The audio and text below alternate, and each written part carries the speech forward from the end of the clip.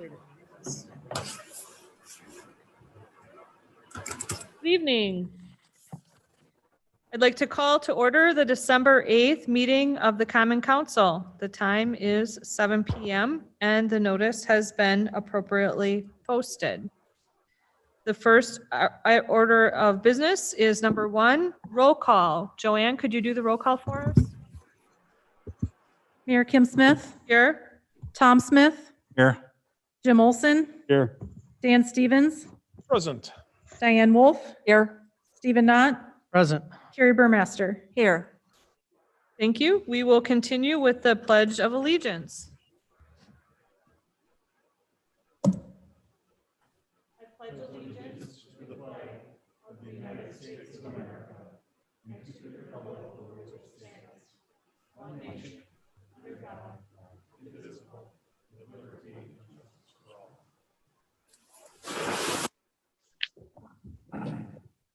Thank you. Item 3 is the rules of the City of Onalaska Common Council and its subcommittees. This is a harassment-free forum. The City Council and subcommittees shall be conducted in a courteous manner. Citizens, council, and committee members shall be allowed to state their positions in an atmosphere free of slander, insults, and obscene remarks, threats of violence, or for use of council or committee as a forum for politics. Sufficient warnings may be given by the Sergeant at Arms at any time during the remarks, and in the event that any individual shall violate the rules of decorum heretofore set forth, such person may then be cut off from comment or debate. Item 4 is public input. If there is any member of the public who would like to address the Common Council, please come forward, state your name and address, and limit your comments to 3 minutes.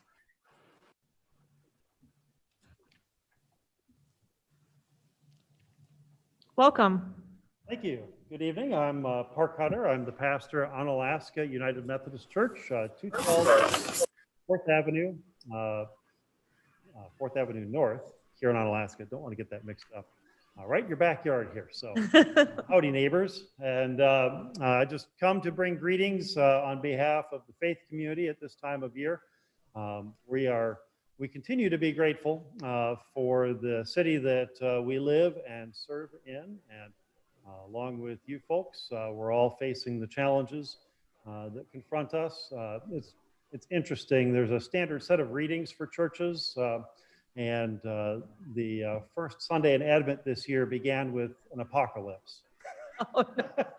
And any other year I would have said, that is so weird. But this year I was like, perfect. The thing is, though, that we always kind of live in, there's always a challenge. There's always something that confronts us. And we're always trying to rise above that. And I've been so pleased by our community and the way that everybody has found ways to deal with the challenges that face us and yet go ahead and continue serving. Our congregation just served 130 meals as a drive-through tonight to hungry people in our community. Earlier this year, we provided a $10 gift card and a thank you note to every single teacher and staff person at the Onalaska school districts to let them know that we were praying for them and supporting them. And we also pray for and support our city and appreciate all that you guys are doing. And so I'm going to offer a brief prayer. If anybody would like to pray, they're welcome. If you don't want to, that's fine as well. Lord, we give you thanks at this time of year, the darkest time of year, when the nights are growing to their longest, and yet also a time when the nights are filled with lights. And lights remind us of hope for the future.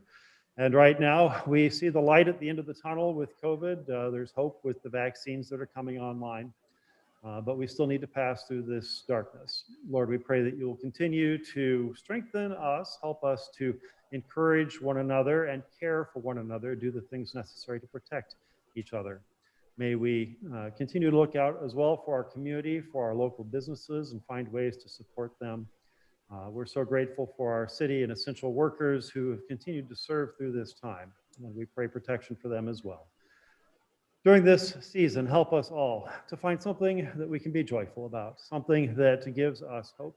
Help us to share those sparks with others that I'm in. Thank you. Thank you. I now get to go do a birthday party for an 89-year-old in St. Louis by Zoom. Oh, great. Thank you. Thank you. Okay. This is still public input. If anyone would like to address the committee, now is the time to do so. If anyone would like to address the Common Council this evening, this is now the time for public input. This is the last call in case someone is online and waiting for their turn to speak. This is the last call for public input for the Onalaska Common Council meeting. Not hearing any, we'll continue on with the report from the mayor. I do have an update from the North Pole. I had the good fortune earlier this evening to see off Santa and Mrs. Claus as they started their 5 nights of parading through our community. Santa and Mrs. Claus will be traveling around neighborhoods in Onalaska from 5:30 to 7:30 on Tuesdays and Thursdays. If anyone would like to see Santa and Mrs. Claus, please look at the Onalaska website and follow the link to the Santa page, where you will find the map that describes the route that Santa and Mrs. Claus will be following. Make sure to stay on Santa's good list by not going out in the street, wearing your mask, and social distancing when you go to see Santa. And for those of you that would like to also have an opportunity to visit with Santa, on our city website also is a form that parents or caregivers can fill out requesting Santa Claus to give people a call and have a one-on-one conversation with Santa. So please visit our City of Onalaska website and follow the Santa link for more information on these fun things. And if that isn't enough, when you follow that website, you will find a storybook reading done by myself. And I know that Dan Stevens, by special request, had asked me to do this again. And I read "'Twas the Night Before Christmas." There's a link on our web's page if you would like to enjoy that. If I special request again, will you say it right now? Maybe. Item B under the mayor's report. Update on the 2020 tax bills and the city hall hours. So the 2020 property tax bills will be coming to your mailbox soon.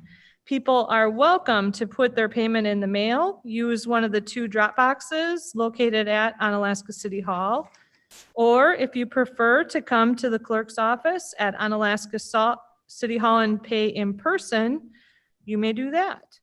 City Hall will be open on December 14th through the 30th from 8 to 5 p.m., except weekends and holidays. And on December 31st, City Hall will only be open 4 hours on that day, which is New Year's Eve, from 8 to noon.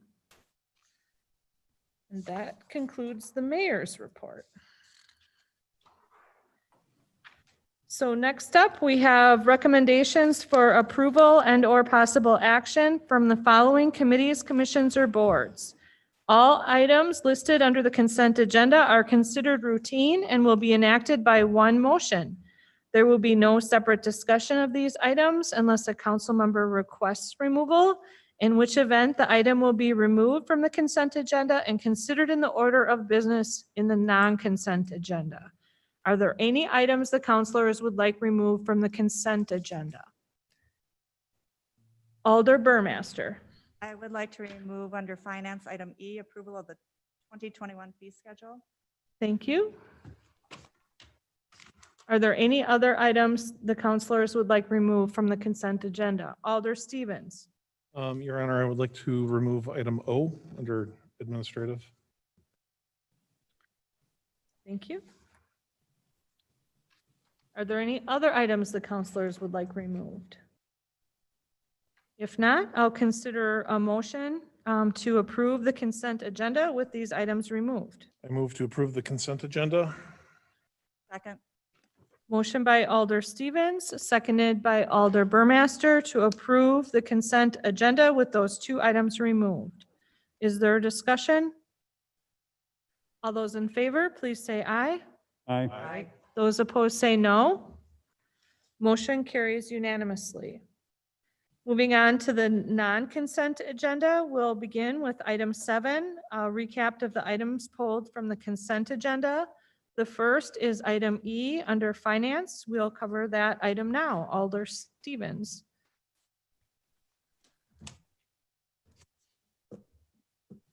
All right, so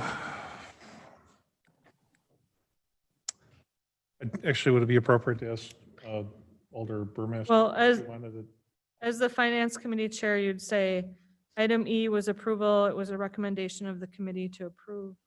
All right, well, item E, the approval of the 2021 fee schedule was approved by the Finance and Personnel Committee, and we recommended approval. So Second. I'd look for a second. Second. Motion by Alder Stevens, seconded by Alder Wolf. Is there discussion? Alder Burmaster. I just had one item that needed to be added to the fee schedule, and that is the outdoor venue license for a Class A license. That was omitted from the schedule, so we just need to have that addition. So that would be, you want to amend the motion Yes. to add the Class A license to the fee. Outdoor venue. Outdoor venue.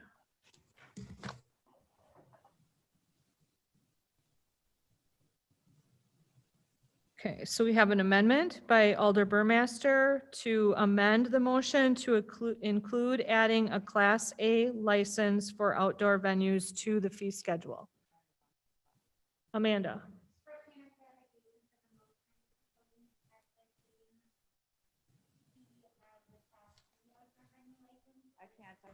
She's wondering if the fee, if you're proposing that the fee be the same as for the Class B outdoor venue. Same as the Class B outdoor venue license.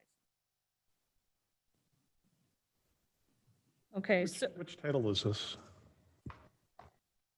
Or where, They're under Title 7, under the alcohol licensing. Page 2, about halfway down. so the amendment that's proposed by Alder Burmaster is to add the Class A license for an outdoor venue to the fee schedule, and the fee would be the same as a Class B outdoor venue. Is there a second to her amendment? I will second that, and I reserve my time. Okay, motion was by Alder Burmaster, seconded by Alder Wolf. Alder Wolf has the floor. So, thank you, Your Honor. So, so when I look at this on page 2, currently the Class B outdoor venue license is $100 with a $15 annual review, and that is what the Alderperson Burmaster is proposing as part of her amendment. The outdoor Class A would be similar, $100 and the $15 annual renew. Thank you very much. And for clarification, it was completely omitted on the version that was at the committee level. Okay, any other comments or questions? Alder Stevens. so would that be, have a new ordinance number, or would that be combined with Class A and B outdoor venue license? So would it be 7.0251A1? I'll refer to the attorney. Amanda? Yeah, I don't have it in front of me, but it would be its own line. We'll add it in with the ordinance number. So City Attorney Amanda Jackson has said this will be added in as its own line for those who maybe didn't hear. Okay, any other discussion? We'll vote on the amendment first. All those in favor of adding the amendment to this item as we discussed, please say aye. Aye. Those opposed say no. The amendment passes unanimously. Now back to the original motion, which is to approve the fee schedule. So we would now be approving the 2021 fee schedule as amended. Is there any other comments or questions on that? Okay, all those in favor, please say aye. Aye. Those opposed say no. Motion carries unanimously. Now we will go to the other item removed from the consent agenda, which is under administrative, item O. So this will go to Alder Smith. Thank you, Your Honor. Yes, Administrative O, recommending the approval of the request for a waiver to 7/123, limiting the number of dogs and cats for Laura Bishop, 1632 Keller Court, Unalaska 54650. So I'll make that motion. I'll second. Okay. Motion by Tom Smith, seconded by Stephen Knott to approve the request for a waiver on the limitation of dogs and cats for Laura Bishop, 1632 Keller Court on Alaska. It was a recommendation to approve. Is there further discussion? Alder Stevens? Thank you, Your Honor. The concern I have with the waiver is that I believe it opens the door to have a discrepancy in how this ordinance is enforced. I've had some cases where I think it makes it difficult for the plan department if we're enforcing this on some cases and not on others. I've had a constituent case where there was somebody was not taking care of their animals as well as they should have, and it was causing a nuisance in the neighborhood, and I believe that they've been cited. So to apply this to, not uniformly, we're going to apply it to one place and not to the other, is a policy I think we should be a little bit more careful about. Now, I kind of have a little bit of cognitive dissonance on this. I think that if people take care of their animals and they're able to humanely treat them and they're in good conditions and everything is clean, I think they should probably be able to have as many animals as what they want. But that's, therein lies the crux for the plan department is how do you set a policy that's fair and uniform? I read in the minutes or through the discussion that the house on Keller Court had ample square footage, and it seemed like that they knew what they were doing, taking care of the animals, which is great. Perhaps we should look at the ordinance as a whole, and rather than limit the number of animals that they have, we put some sort of test, like are there public complaints? Is there odors emanating from the property or something like that? So my main concern is that how do we determine, or what would we say to somebody who has been cited for violation of this policy or restricted where we're waiving it for other people? So thank you. Thank you. Alder Smith and then Alder Wolf.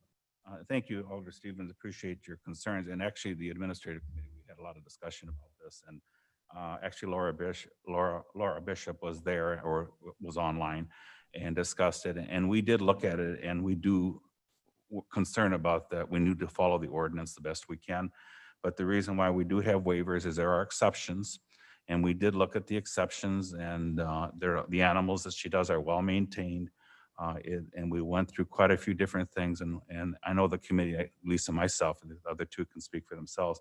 We felt committed to do this waiver, but knowing that there'll always be situations that have to be looked at on an individual basis. And so we don't want to make a habit of making waivers for everyone. But in this situation, the committee felt unanimously supported that we would make this in this case. So thank you. Thank you, Alder Smith. Alder Wolf? Thank you, Your Honor.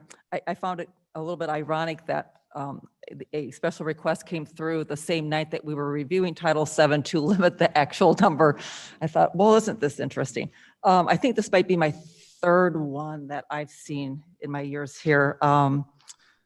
I certainly do not question the sincerity that the property owner came forth. She seemed very sincere. I have full confidence that she is a very responsible pet owner and such. I do have some concerns. I've always had a concern when we are looking to make an exception. I would offer up an amendment to this. And my amendment would be, I would offer a condition. So my amendment would be that we would add a condition to this approval request for Laura Bishop on Keller Court, and that condition would be that if there is a neighbor complaint, that city staff would have access to the property in order to properly investigate. So that would be my motion. Or my amended motion. Can we run it by the attorney first? Or- Sure. Okay, Amanda, do you have any comments on that? I was just gonna say that it is the purview of the council to put conditions on a request like that. That is part of the reason that we offer this as a means to come in and ask for an exception, is that it does allow you to determine reasonable conditions. And so Diane's condition would be one, we could do annual inspections of the property if the council wanted to do something on a regular basis. Conditions such as requiring that all pets be spayed and neutered would be a reasonable condition. Conditions, requiring proof of annual vet visits when you have that many animals would probably be a reasonable condition. So you do have some room to determine, to Dan's point, if you are going to allow this, not simply just allowing it, but putting some reasonable measures in place that make it acceptable to exceed the limit. And if I could have my time back for just a moment. And part of the reason for my condition is not only protect any neighboring complaints, but also for the homeowner, because I think we are all aware of the fact that there are going to be some cranky neighbors who sometimes are just cranky neighbors and they just want to turn someone in. And this also would protect the homeowner. So then they would be able to, they would grant staff access to the property to see that there aren't situations, whatever. So I think it protects both sides.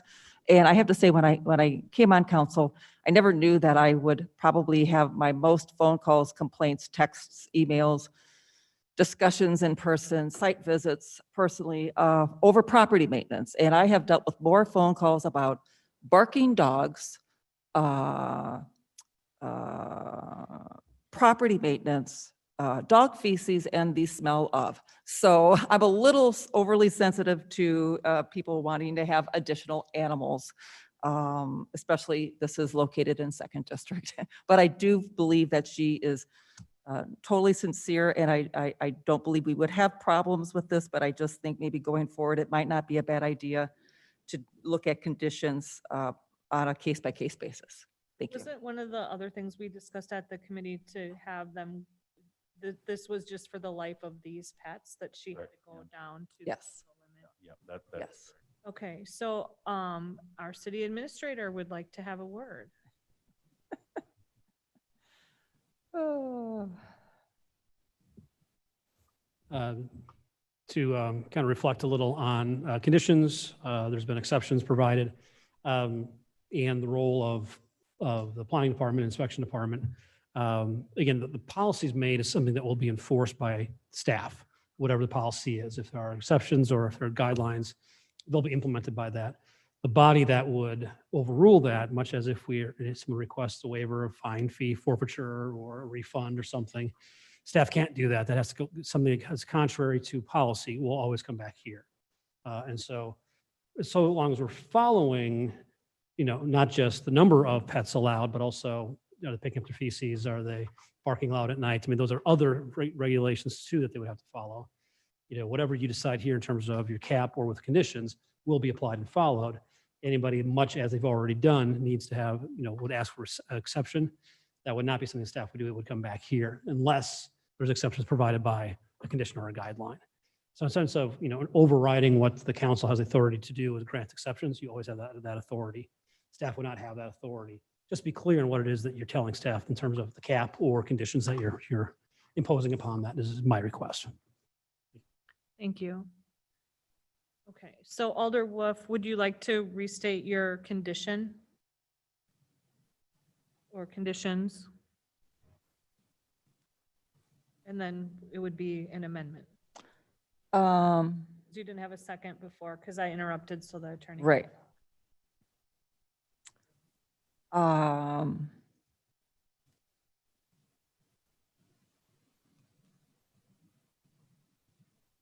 I'm not sure if I want to change it or, What I have down for the original condition was that you wanted to add that if there was a neighbor complaint, that the homeowner would allow the inspection of the home.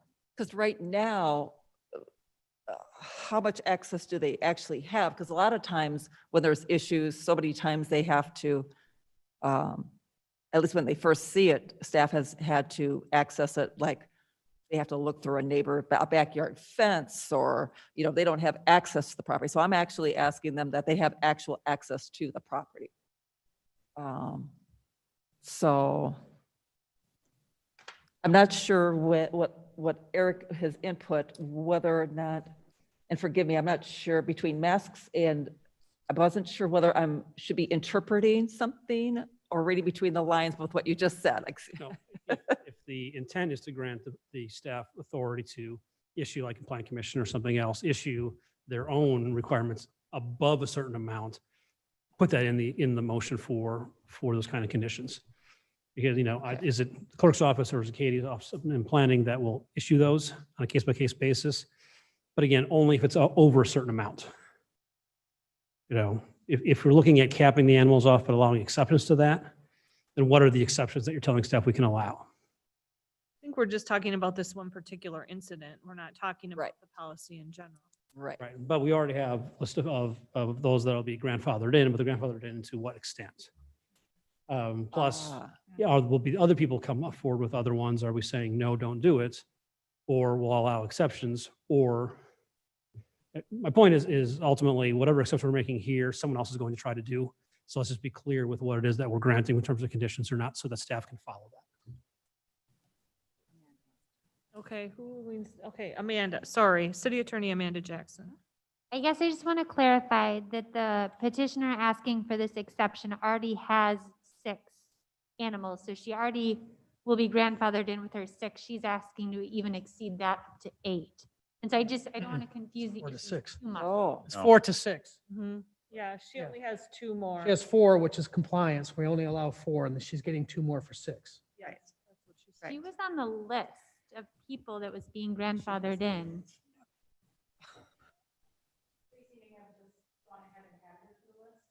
With that and Yeah. approval. Actually have,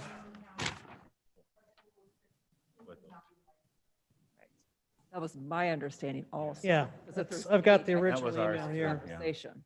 That's what she said. Alder Stevens.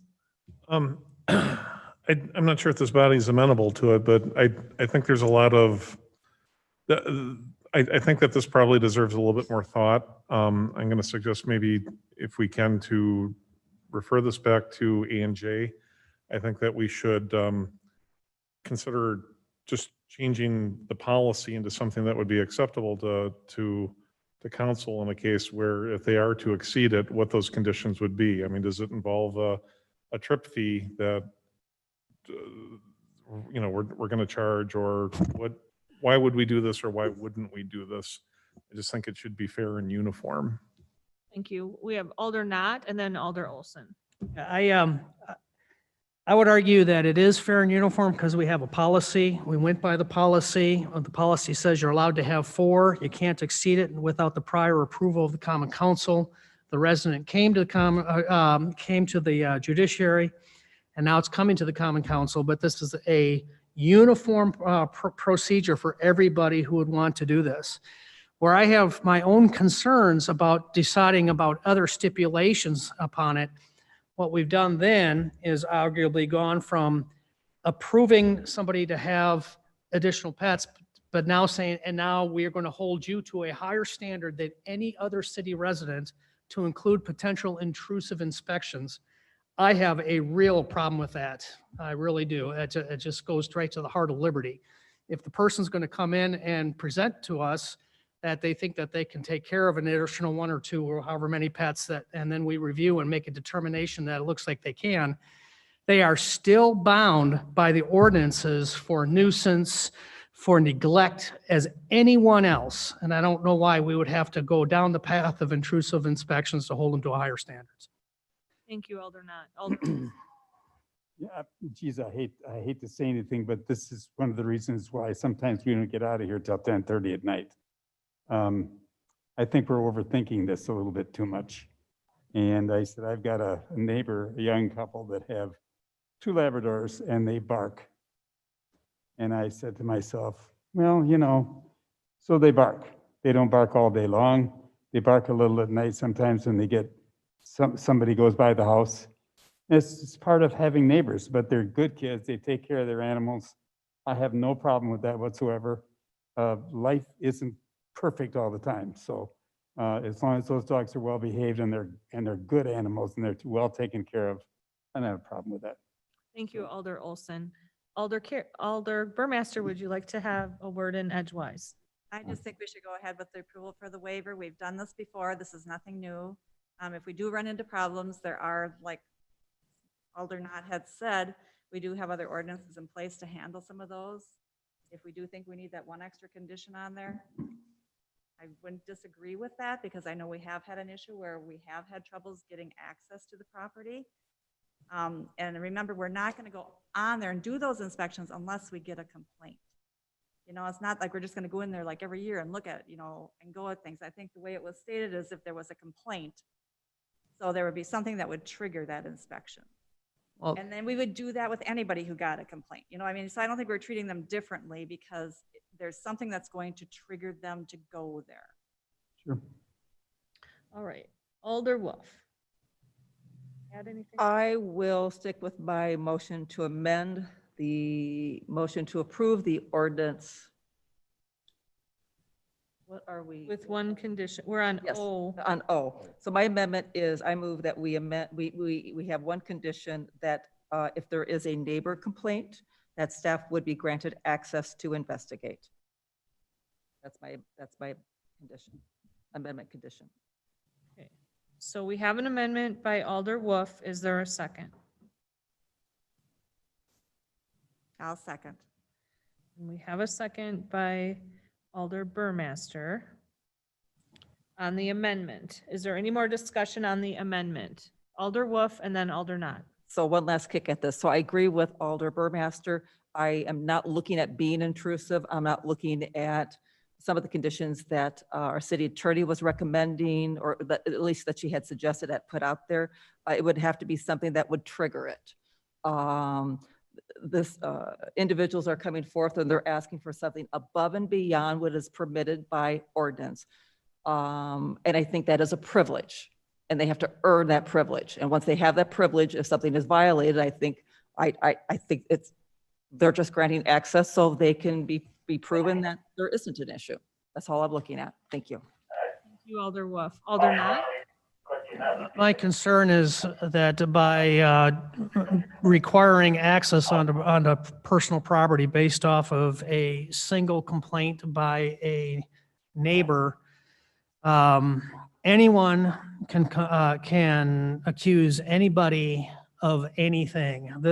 This, as stated right now with this amendment, it requires no proof of any kind, just a complaint. And I just see how that can lead to a harassment if there's individuals who have conflict with their neighbors, that all they have to do is start calling in and complaining about them, and we're going to be going onto their property. So I have a problem with that. Thank you, Alder Knott. City Attorney Amanda Jackson? I guess the one comment I would just add to that is city staff is well trained in handling those instances, and we understand, when neighbors are complaining and it becomes harassment. And if you had a neighbor asking for multiple complaints, I don't know that would trigger an inspection every time. I think it opens the door for city staff to do their job. Thank you for that. Alder Stevens? Yeah, I think that the amendment is reasonable. And it kind of differentiates between picking somebody that could be cited and somebody that gets the exception. So if the amendment were to pass, I think that I would support this. If it doesn't, I think it's, I want to avoid a situation where we're having a discrepancy in how it's enforced. So I would probably vote against it without the amendment. Okay, so is the discussion on the amendment completed, or does someone else want to say something? Okay, so our first vote, and I'll do it by roll call vote since we have some differing opinions here. So the amendment is to add one condition to the item, which says that if there is a neighbor complaint, staff shall be allowed to perform an inspection. So we'll have voting by roll call. A voting yes adds this condition to the item under discussion. Carrie Burmaster, Aye. Stephen Knott, Nay. Diane Wolf, Aye. Dan Stevens, Aye. Jim Olson, Aye. Tom Smith, Aye. Thank you. The motion passes 5-1 on the amendment. Now back to the original item, which is under administrative item O, approval of the request of the waiver, which now has one condition. Is there any further discussion on the original motion? Okay. If not, we'll go ahead and approve and vote for approval. So a yes vote approves this with the one condition, and the no vote would be against, it would not get approved.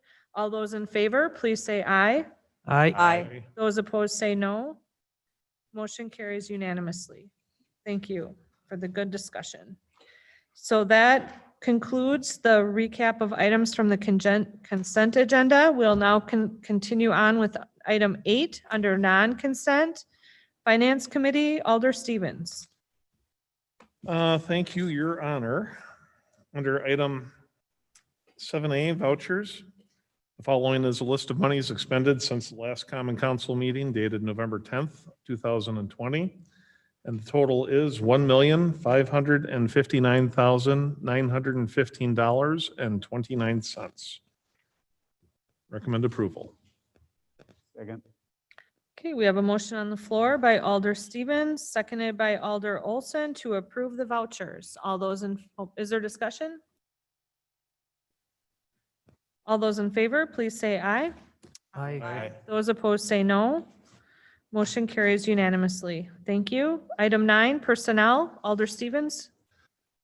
Thank you again, Your Honor. Under item 9A, review and consideration of the changes to the following job description. Item 1, change planning technician to code enforcement technician. I recommend approval, and I would retain the ability to speak after that. Second. We have a motion on the floor by Alder Stevens, seconded by Alder Wolf to change the plan technician job description to code enforcement technician. Under discussion, Alder Stevens.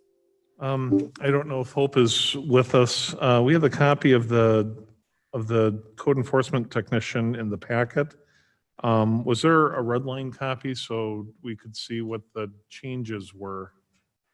I think that was discussed at F&P, but Yeah, and sorry, I am here. I did send a red line copy, and I don't know if, when I'm sending it, if maybe when it's getting sent over, for some reason that it's not, when it's getting opened, like the copy that they have is, their Word document isn't showing up the red line copy. So we'll have to talk about that, but I can let you know what the changes were. They're pretty minor. Essentially, we changed the title. We added under the direction in the first paragraph that the lead building inspector and or the planning manager would supervise this position. And under the essential job functions, we added kind of the same language that we've added to a lot of the job descriptions, that it's a relative order of importance and can be found in similar positions of the like, and that other duties may be required and assigned. Under B, under essential job functions, we added and any other land disturbing site to that previously. Under F, it says we took and put planning manager instead of committees and staff in developing policies and procedures. We just changed where it said city council to common council under I. And then the items that you see kind of kitty wampus over in related job functions where it says A and B, and they're kind of like indented a little bit. Those were moved from the essential job functions and they said assisted. And we changed them to may assist under related job functions. because they're not going to be primary functions. It's going to be if they have time, they may assist with those functions. So those are kind of the big changes that we made in those functions. Under the requirements of work, under A, we added the word knowledge of basic zoning and property maintenance. So basic was what we added. Under B, we added knowledge of or ability to obtain understanding of slopes and grades. Under G, we added excellent computer skills and ability to use Microsoft Office Suite. So we added that excellent computer skills portion. I added tablet under I, because we're going to an environment where we're using a lot of tablets. We added under training, experience, and other requirements. We've been having a lot of trouble with COVID getting a lot of our employees to be able to get some of the certifications that they need. So we changed that to 12 months instead of 6 months of hire for the Wisconsin erosion control certification, on the off chance that maybe they weren't offering it because of the spike in COVID. And then the physical requirements, basically putting that into the new format, like we've been doing it for all of the other newer job descriptions. The pay grade, we are going to use this job description as a practice to regrade it, and we anticipate the pay grade going down. Thank you for that, Hope. Yep. Is there any other questions or comments? Alder Wolf? And so Hope, and that it's going to, because I know I had asked you for a red line copy. So, so the department will now, is moving from planning / zoning to inspection. Mhm. And I think, yes, under your first paragraph, so it will be. Yep. Supervisor is now going to be the lead building inspector versus the planning manager. Correct. Okay, great, thank you. Yep. Thank you for clarifying that, Hope. Absolutely. Okay, any other questions or comments? All right, the motion that we have on the floor is to approve changing the planning technician to the code enforcement technician job description. All those in favor, please say aye. Aye. Those opposed say no. Motion carries unanimously. Dan, back to you. All right, under item B, now that we've changed the job description, now we need to review and consider the authorization to replace the code enforcement technician. And I recommend approval. Second. Motion by Alder Stevens, seconded by Alder Olson to approve authorization to replace the code enforcement technician position. Is there any discussion? Alder Wolf. Can I ask just a real ticky-tacky thing? Is a recommend the same as a motion? 'Cause I've been hearing that more and more at meetings lately. And I've heard it a couple times tonight. I recommend that we do this. I mean, are we supposed to technically say, I move or I make a motion? Because I'm hearing recommending. And so, Okay. Dan? The intention to recommend or to move, I was treating those. I just want to make synonymous, sure that was your intent. Let's let Amanda have a comment on that. Yeah, I would prefer if you said I move. Thank you. I just want to make sure. All right, should we start over? No, I just want to make sure that was your intent. Thank you. Okay, any other discussion on the motion to replace the code enforcement technician position? All those in favor, please say aye. Aye. Opposed, say no. Motion passes unanimously. Item 10, judiciary. Alder Knott. Yes, item 10A, ordinance 1691-2020 to amend Title 7 of the Code of Ordinances of the City of Onalaska relating to licenses and regulation. This was put onto the non-consent agenda because at our last judiciary meeting, we made several clarifications and changes to the regulation, and instead of referring it to next month's judiciary to review it again, we were strongly encouraged to just go ahead and make those changes, include them in your packet, which they have been, and get in front of the common council, because this is, I guess, the last of the ordinance updates that's keeping all of them from being finalized. I guess I can turn it over to Amanda. Do you have anything else? Or just make a motion to approve. Okay, I'll make a motion that we approve ordinance 1691-2020. I'll second that. We have a motion on the floor by Stephen Knott, seconded by Alder Tom Smith to approve ordinance 1691-2020. Amanda, would you like to comment on that? I was just gonna add that all of the changes requested by Elder Burmaster were made with the exception of a late fee for weights and measures, as the statute seems to imply that we cannot do that, but all of the other changes were made. Thank you. Any other comments or questions from the council? Not seeing any. All right. The motion on the floor is to approve ordinance 1691-2020. Does that have to be a roll call? No. All those in favor, please say aye. Aye. Those opposed say no. Motion carries unanimously. Thank you. Item 11, Alder Smith. Yes, review and consideration for adopting the Unalaska Cemetery Master Plan 2020. I'll make a motion that we approve, and I'd like to schedule some time after. I'll second. Okay, we have a motion on the floor by Alder Smith, seconded by Alder Knott to approve or adopt the 2020 Unalaska Cemetery Master Plan. Alder Smith? Yes, thank you. The administrator, we were very excited about getting to this milestone. It's been a long time. So we felt that it was real important to bring it to the whole council, and not do it just through the non-consent agenda. It went through the consent agenda. And so we've asked Jared maybe to come in, especially for the public viewing who may not understand all the pieces that have happened all the way up to date, to just kind of give us an overview of our process and our options and what we've all agreed to proceed on. So Jared? Okay, thank you. In your pack tonight, we have the attachment that includes the final cemetery master plan.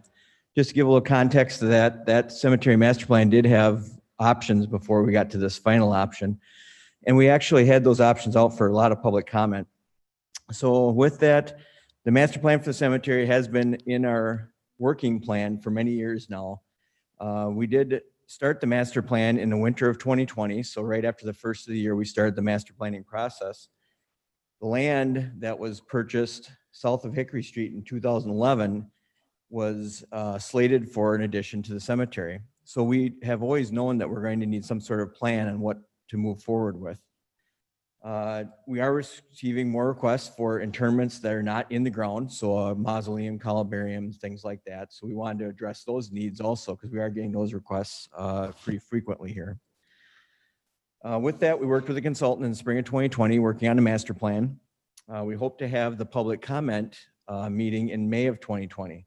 Obviously, with all the occurrences of what is happening with COVID, we did not have that meeting. We did finally decide in September to have the meeting at the Omni Center where we could socially distance and do those things. We had the meeting. We had a lot of public comment. I was very pleased with the number of people that actually came to the meeting. We had representatives representing a variety of groups. We had neighbors. We had American Legion members for the Veterans Memorial represented. And we had a few just public members that wanted to be involved with the cemetery. With that, we collected about 40 comments, not only at the meeting, but we had it on our city website. We had an interactive forum to give comments. And we also, the mayor also attended with myself to an American Legion meeting to give them a chance to see what we were proposing. Some of the comments that we received, we overwhelmingly received comments to keep the Veterans Memorial where it's at. That was one that we pretty much heard on every comment. No one wanted to move it. One of the original three options did show the Veterans Memorial getting moved to the center of the cemetery, and that was pretty overwhelmingly told not to do that. The majority supported the closing of Hickory Street, so we had one seamless area for the cemetery. With that wasn't everyone, but there was a majority that did support that.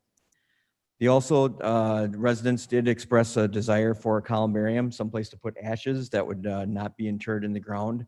And that is something that we see working with the consultant. They actually run for-profit cemeteries, our planning consultant does, and they said that is an industry trend that they've seen.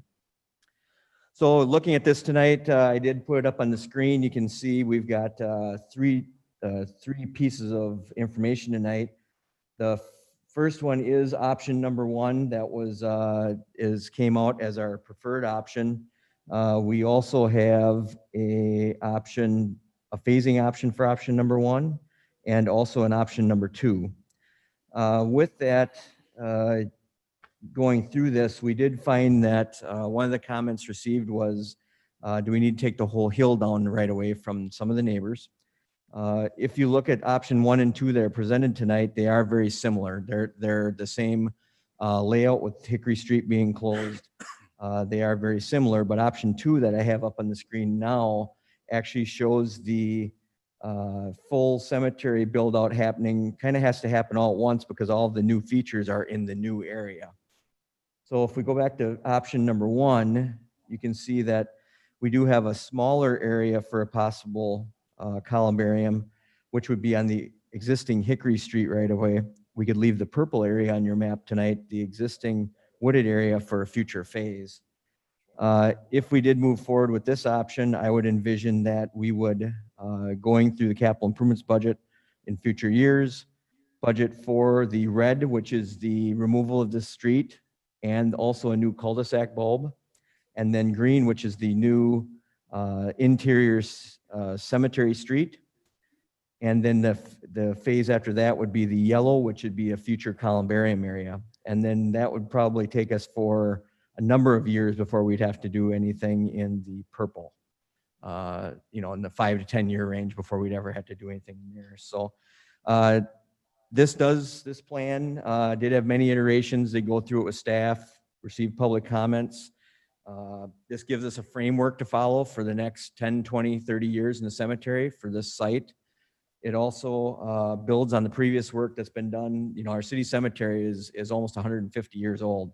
So it gives us a lot of work that has been done in previous years that we can keep moving it forward and keep it as an asset for our community. I think people pretty much agree that the city cemetery is a place of remembrance and an asset for our citizens. So with that, I'll open up for discussion. Thank you, Jared. And I think we didn't state it in the motion, but the one that was approved at the committee was the option one phasing. Correct. So I think that's what Alder Smith's intention was with Yeah. his motion. Okay, discussion, questions? Anyone? Okay, well, thank you, Jared, for your presentation. We really appreciate it and all the hard work that's gone into this and planning. Okay, the motion on the floor then is to approve the Onalaska Cemetery Master Plan, and that was using the phased option one. All those in favor, please say aye. Aye. Those opposed say no. Motion carries unanimously. Thank you.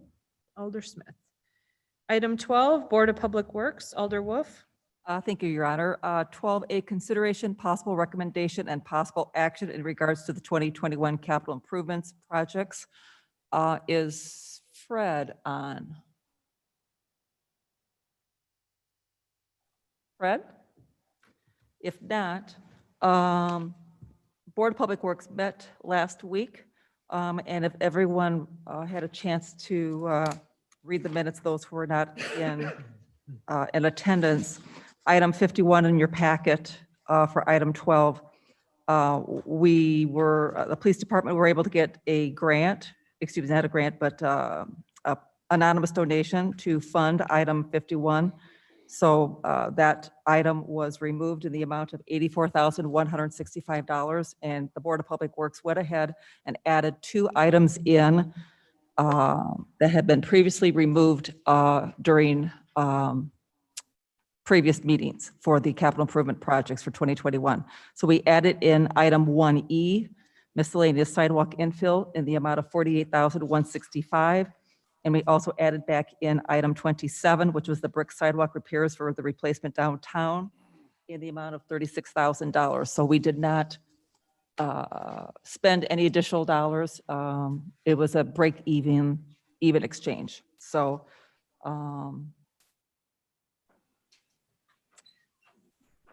so I would be moving the capital improvements forward to item B then, I guess, for resolution. I Right? think item A is the actual list of capital improvements, and then the resolution is the funding. Is Okay. that correct? I think that's correct. I think we need So we need a motion on the projects, as you Okay. just described. Okay, so I move that we accept the 2021 capital improvements projects adopted as in our packet, item 12A, pages 1 through 8 this evening. I'll second. Thank you. We have a motion on the floor by Alder Wolf, seconded by Alder Knott to approve the 2021 capital improvement projects as included in our packet. Is there any questions or comments or discussion? Okay, not seeing any. Oh, Amanda?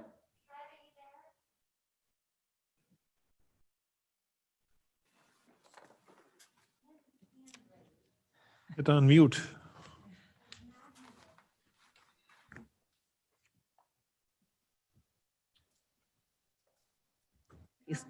He's not far. Okay, we're just pausing a moment to see if Fred has a comment.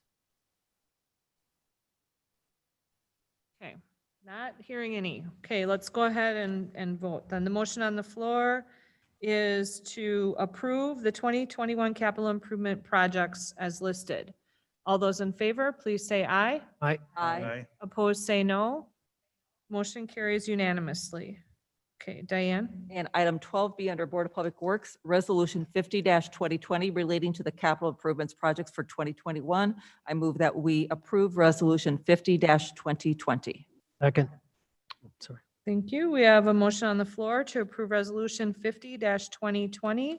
The motion was made by Alder Wolf and seconded by Alder Knott. Is there discussion?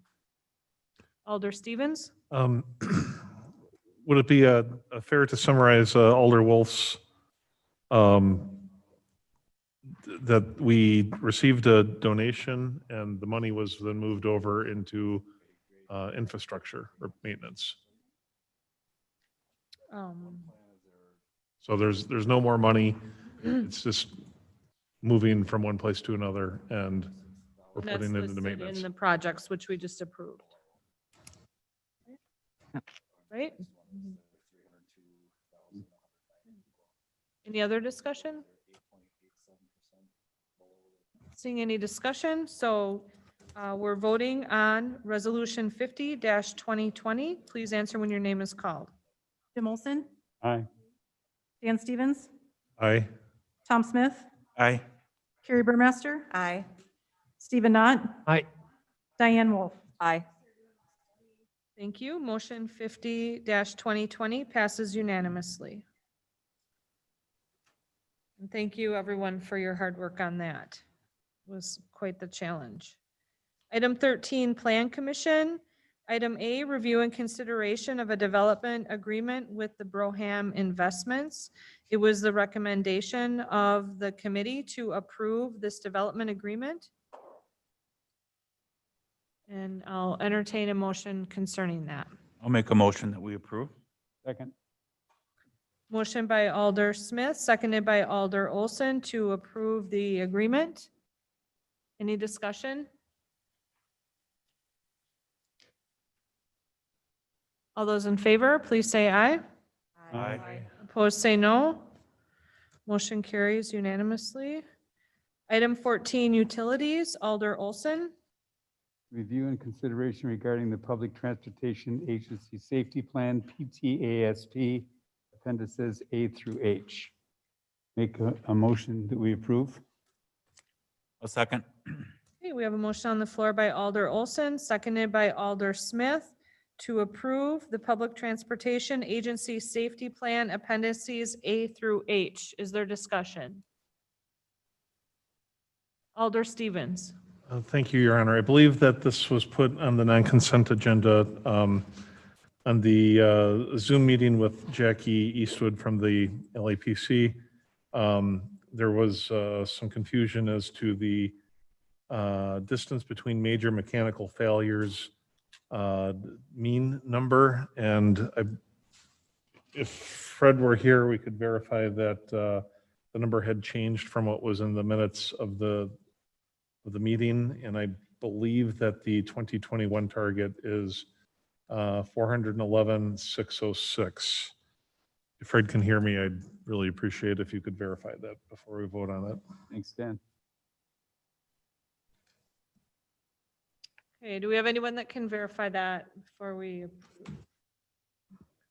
Only Jackie and Fred. Jackie, where are you? Because she had said one number and then Dan pointed something out at the meeting. And since the meeting, she's come back with with a different number. And that's why it's on the, Yeah, so we need tonight.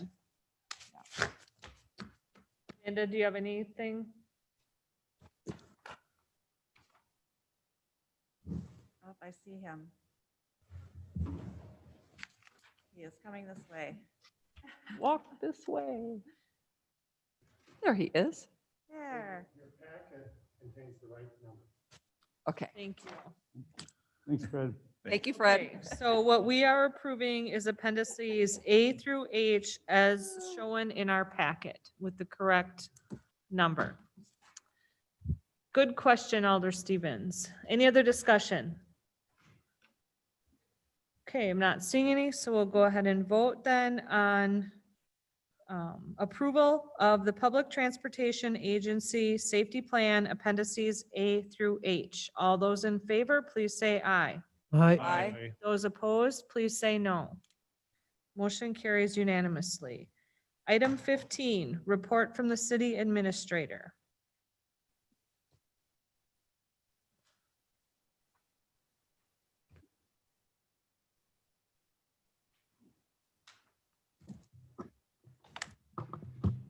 Thank you. You have before you Resolution 5120-2020, which rescinds Resolution 41-2020.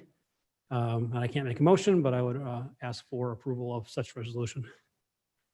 I move to approve Resolution 51-2020. Second. And that, We have a motion on the floor by Alder Wolf, seconded by Alder Stevens to pass Resolution 51-2020. Is there discussion?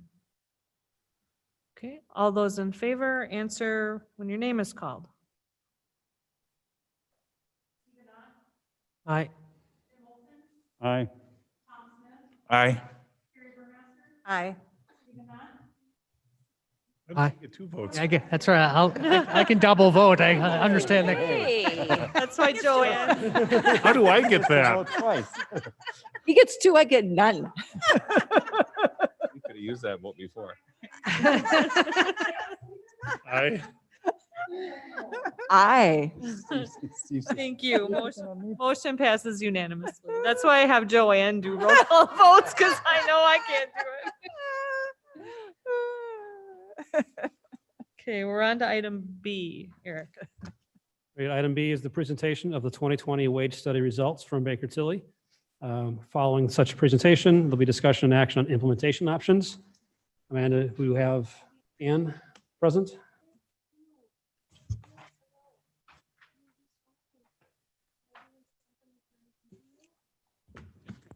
Ann is on. She should be able to share her screen and Okay, so unmute. we're just pausing until we get the representative from Baker Tilly online. Ann, are you there? Ann, are you there? Maybe she's with Fred. Oh. Oh. Can you hear me? Yes. Yes. You can? Yes. Yes. Yes. Okay. All right. I'm having a little trouble hearing you, so. Again, for the council members, when you do need to speak, make sure we get right into the microphone again within a couple inches. Okay, so Right. do you want me to pull up the presentation and run it from my end? Yep, we do share screen and then you can lead that. All those have their laptops Okay. and we should be able to observe on the laptops. Thank you, Ann, for joining us tonight. Absolutely. So.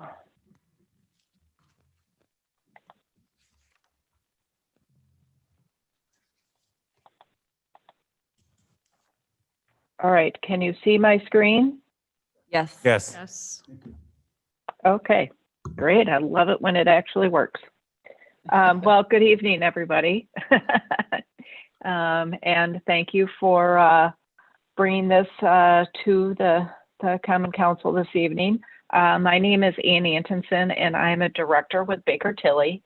And I have been working with the city throughout all the different phases of this study. We started this study earlier this summer, a little bit later than anticipated, of course, due to COVID, but we finally got this kicked off and have completed the collection and analysis of all of the information that we're bringing to you this evening, some findings and recommendations. So the PowerPoint that I'll be running through with you this evening is going to give you an overview of the study objectives, the process, our findings and recommendations. The report that you have been provided goes into a lot more detail of the information that I'm giving you the overview of in the PowerPoint. And there are areas in the report that the PowerPoint will refer to, and we can go over those after the presentation. And this is informal, so please, if you have any questions while I'm going through this, please feel free to jump in.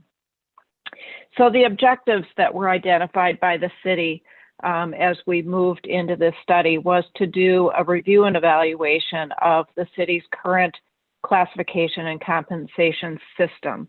A thorough review has not been done for quite some time.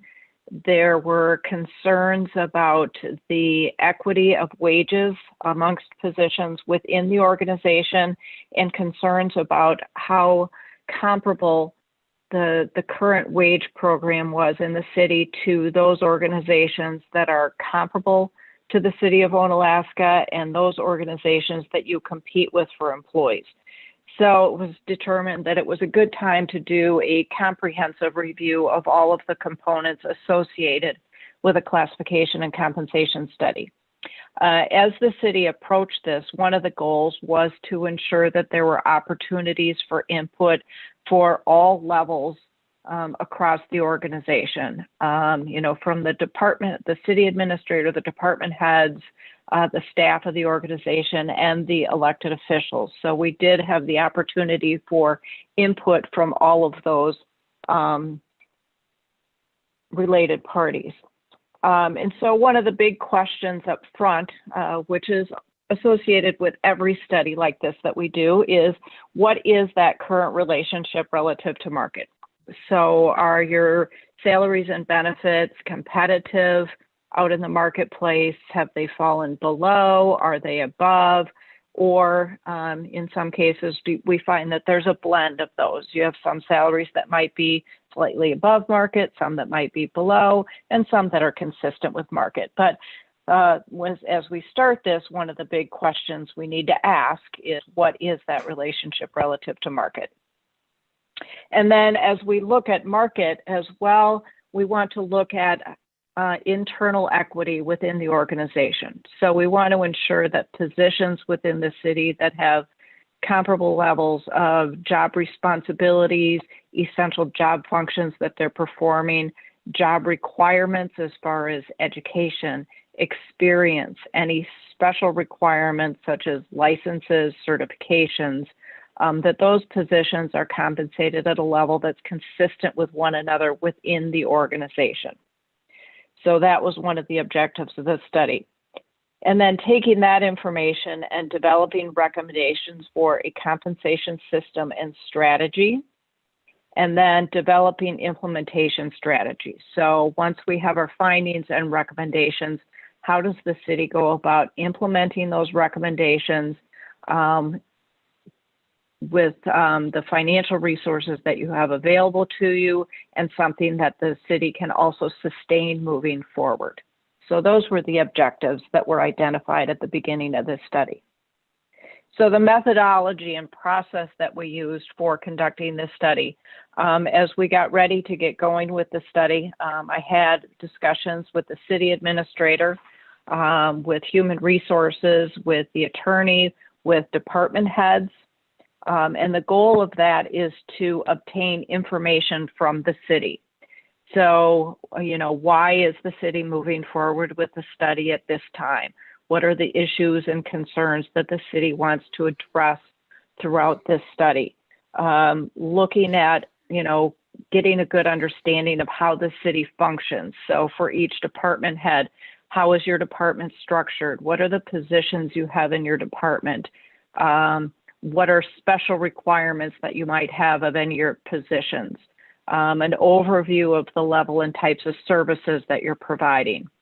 Any issues and concerns that they had with recruitment of positions and employees as they had vacancies, any positions where there was difficulty retaining employees, and any concerns about the compensation levels of any positions and employees within their department.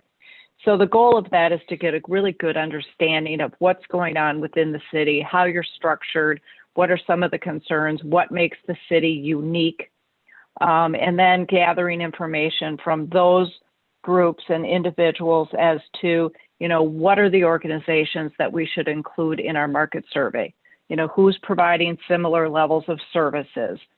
Who's structured similarly to you? Who are you competing with for employees?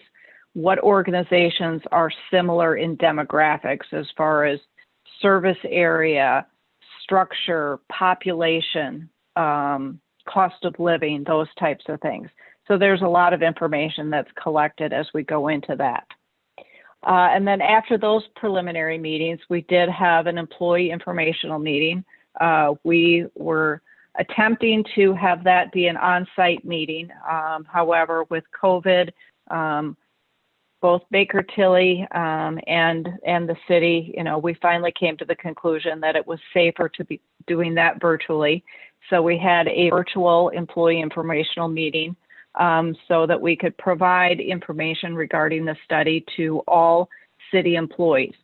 And that meeting was to, introduce who would be conducting the study for the city, the objectives that were identified, the process that we would be going through with the study, and how we were asking employees to participate in the process, and how we would be using that information for the different phases of the study.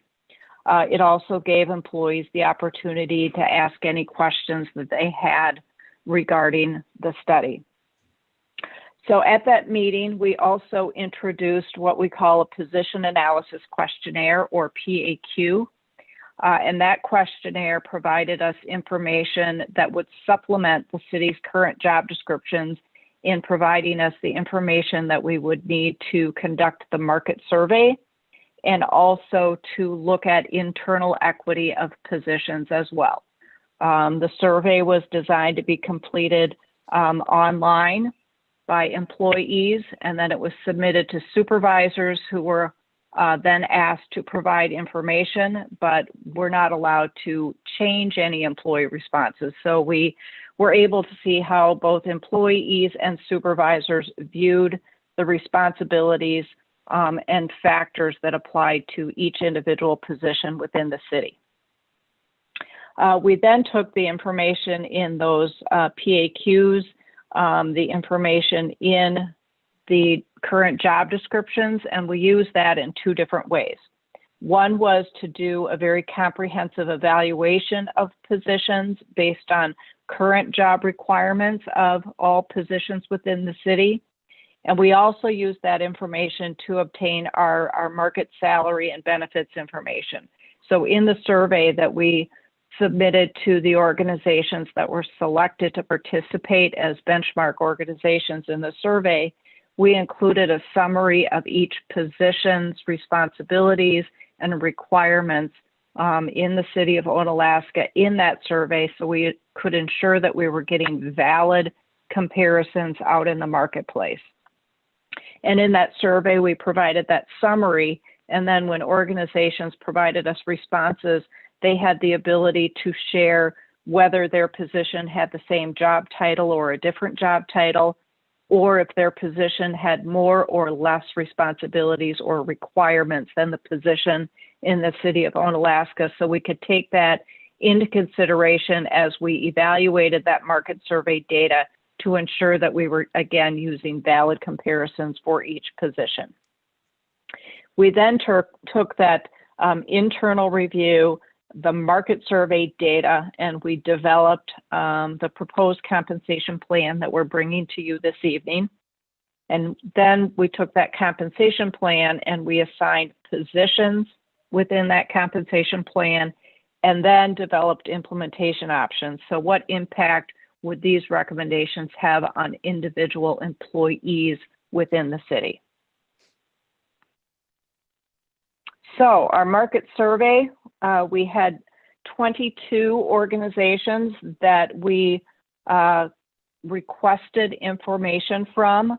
Not all provided responses, but we had 15 organizations that we were able to obtain information from, which gave us a really good response, so that we had enough information for the majority of positions to draw conclusions regarding the market rates that were being paid to those types of positions in these benchmark organizations. So the ones, and it doesn't show up as clearly as I would like, but the ones that you see in bold are the ones that we were able to obtain information, either from them completing the questionnaire that we sent to them. Some of them sent us their pay plans and benefit information. Some of them had provided responses to other surveys that we were doing. And there were a couple that we were able to get some information online as well. But those are the ones that provided us information, and it looks a little bit more clear in the report that you have been provided as well. So in our salary survey, we had 52 positions that were included in the survey, and those positions selected based on feedback from department heads, based on feedback from administration and human resources, based on, positions that were likely to find comparisons in other organizations. And I think the majority of positions were included in the survey. Of those 52 positions, we had 47 that we were able to use in the overall analysis. We had 5 positions that we did not use the information in the analysis, either because there were insufficient responses, so we only had, 1, 2, maybe 3 responses, or the information that was provided was very inconsistent. So the types and levels of positions and the wages information that was provided were all over the board. So we deemed that unreliable, unvalid data, so we eliminated it from the analysis. So when we did this comparison, what we did is we compared the city's salary ranges with the averages of the salary ranges of those that provided information for each position. And when we looked at that detail, and when we do this analysis, we review the market data multiple times to make sure that it is valid information and that the information is really consistent and comparable to the positions within the city. So the minimum salaries are on average 9.72% below the average minimum salaries. Your midpoint salaries are 8.41% below the average midpoint salaries, and the maximum salaries are 7.68% below average. And so there's more detailed information of this in Appendix 2 of the report that you've been provided, and we can jump in and look at that upon completion of this presentation. It's hard to go back and forth between the two documents for this. So in addition to that market survey data, as I said, we wanted to look at positions internally. And what we used for this is called, is job evaluation. And this is a common compensation practice in both public and private sector industries worldwide. And so This is how you look at ensuring that there's internal equity of positions. This is also the tool that you can use if you don't have valid market data for a position. This is how you determine where a position would fit within your compensation plan. And this is a system that you can also use for maintenance of the system. So as the city develops new job descriptions, as the city changes positions, the city can use this system to determine if that has an impact on the assignment of the position within the compensation plan. So what we have used is called the SAFE Job Evaluation System, which is short for Systematic Analysis and Factor Evaluation System.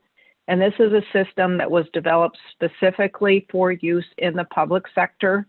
It's a copyrighted system. It's a system that's been tested in federal court under an EEOC claim and been found to be an equitable system for evaluating the relationships of positions within an organization. It's also been accepted in the state of Minnesota under their Local Government Pay Equity Act.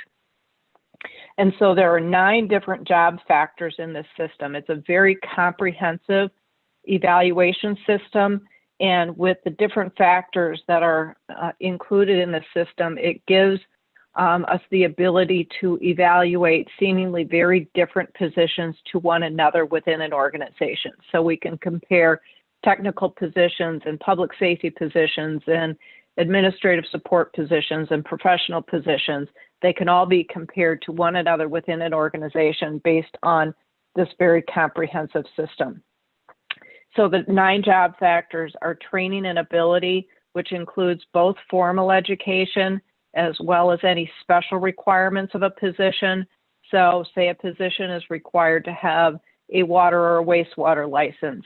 That includes training, it includes testing, but doesn't result in a degree. That's included in this factor.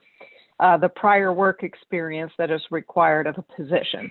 And when we're looking at this and evaluating positions, what we're looking at is what does the city require of the position, not what the qualifications of the individual employee is. So what are the minimum qualifications to be hired into a position within your organization? So then looking at the level of work of the position, so of the type of work being performed, is it entry level on up to management level? The human relations skills of the position, so what's the responsibility of the position for working with or through others, both within and outside the organization? And then what's the purpose and what's the frequency of those communications?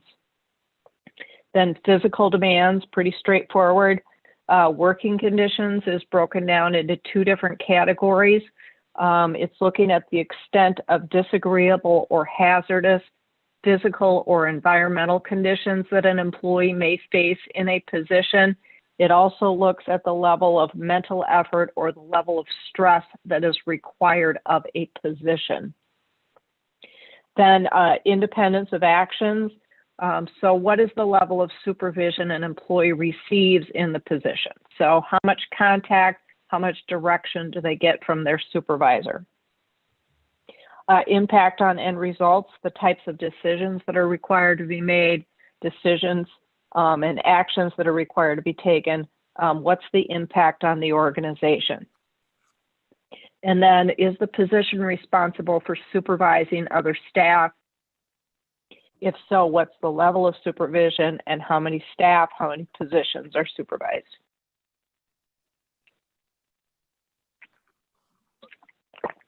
So then we look at pay philosophy.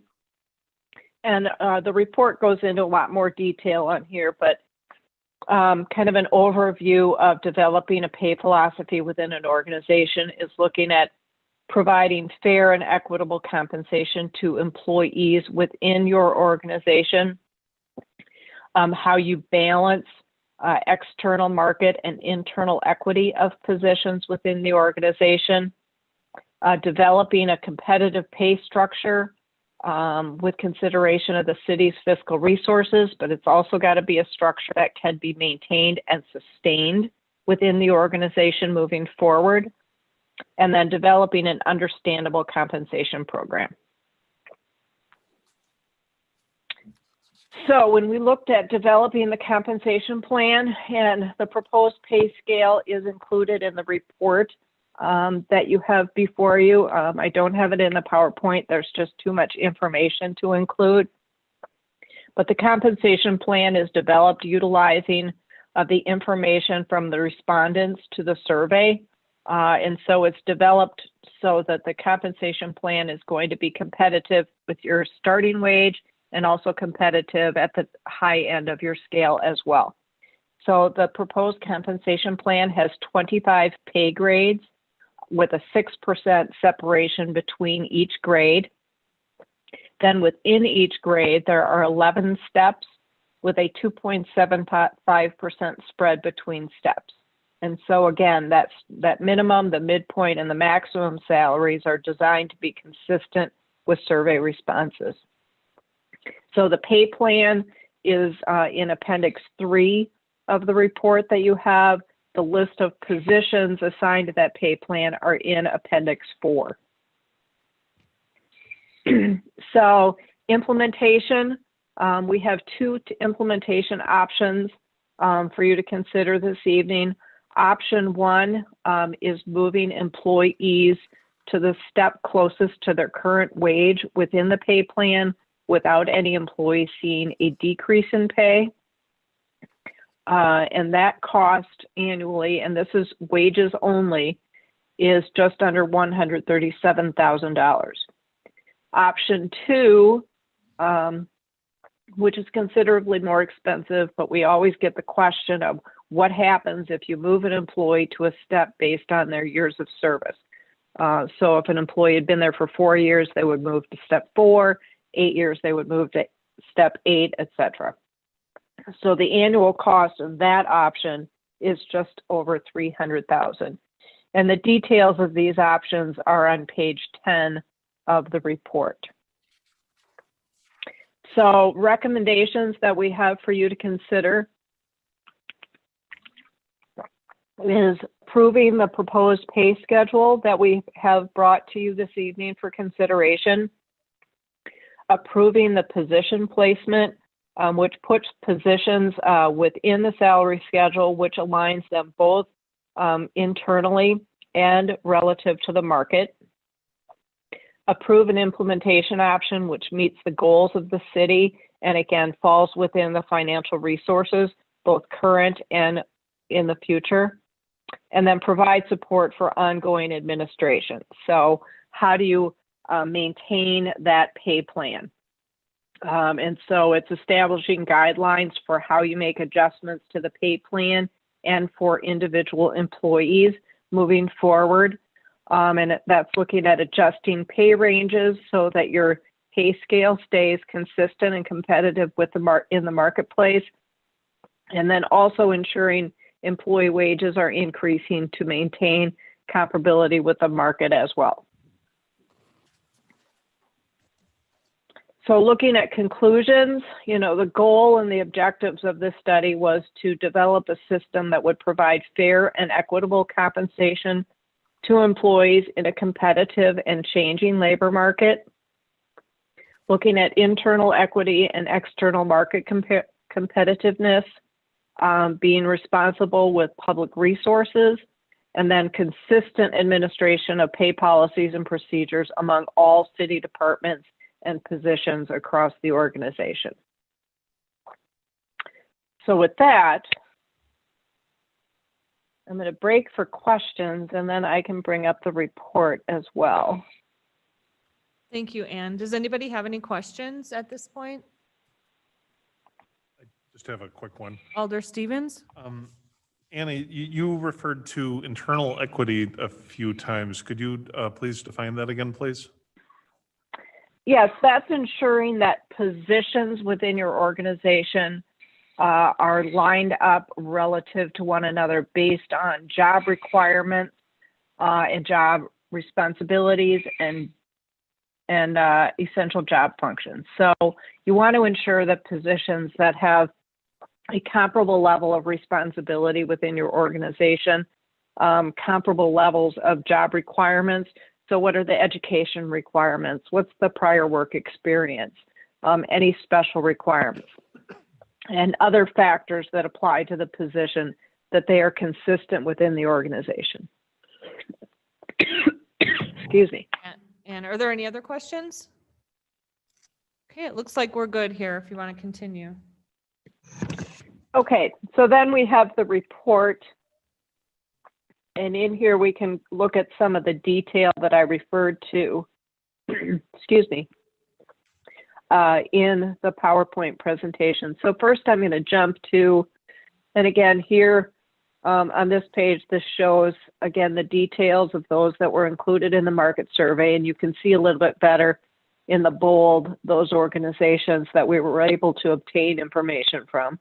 Okay, I'm not seeing that. Is anybody else? You have to Oops. reshare your screen, Ann. Okay, sorry. I have to, I'm saying that because I've done presentations like this before and not changed my screen. I want to make sure up because I know if it was me, I would want someone to say something. Absolutely. Well, it got stuck on the PowerPoint presentation, so I had to jump out to get rid of that. So the other day I was doing this, and no matter where I put my thing on my screen, it automatically shared that document. So my apologies.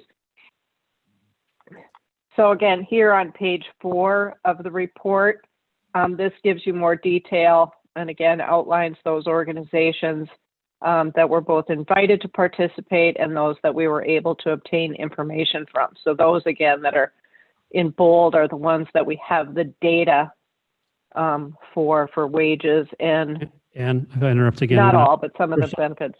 We're not seeing that screen You're yet. still not seeing it? No. Really? There it is. Now? Yes. Okay.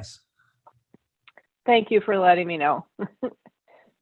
Okay, so here's the group of survey recipients again. These are bold, is where we have that information. So in the survey data, that's in the appendices.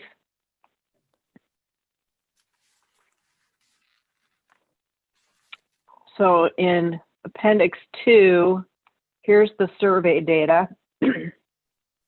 And you can see there's a lot of information in here, which is why we don't include it in the PowerPoint. But in here, we have the position that was surveyed, the number of responses that we received for each position, average years of service, and this is just general information because we did not receive this information from all respondents, and those that just gave us their pay plan and those types of things or their salary ordinance, we did not obtain that information. So this is just general information. Then the average midpoint, so just the average mid of the range. And then we have for each position, the lowest minimum that was reported, the highest minimum, and then the average minimum, the low and the high midpoint, and then for maximum salary, again, the low, the high, and the average for each position. So we just go down through these. You can see these highlighted in blue with a DNU. Those are the positions that we did not use the information for, either because it was insufficient information, but for a lot of these, it was just very inconsistent information that we received. The positions were just all over the board, and so were the salary ranges. So we took that information out of the overall analysis. So we had an average of 12 responses, which is great for all these positions. Then on the next page, this gives you the comparison of the salary survey data versus the current ranges in the city of Onalaska. So what is the city's current minimum? Then what's the dollar difference between the city's minimum and the average minimum for each position? And then the percentage difference. And then the same for the midpoint and maximum. And you can see that there's an awful lot of red. So there's an awful lot of positions that are below market. We have some that are more fair, are more consistent with market, that are almost right on. And then a couple that are slightly above. And so again, here are the averages in the information.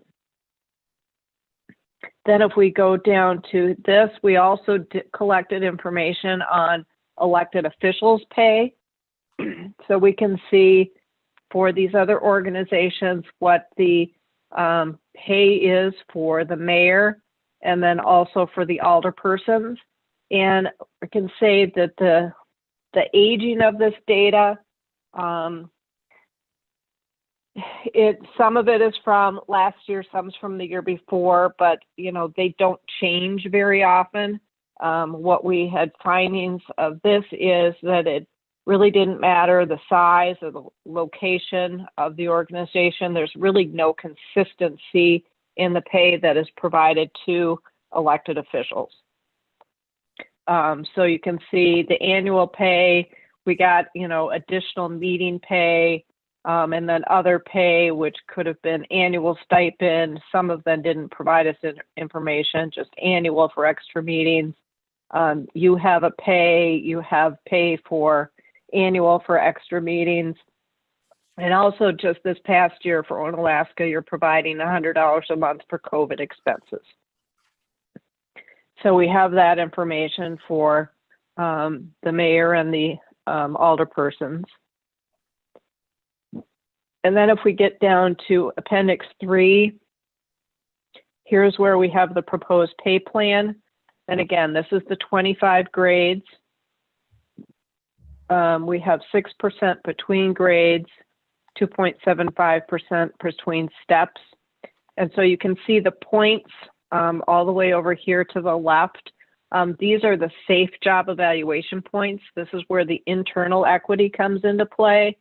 So we have a range of points associated with each grade.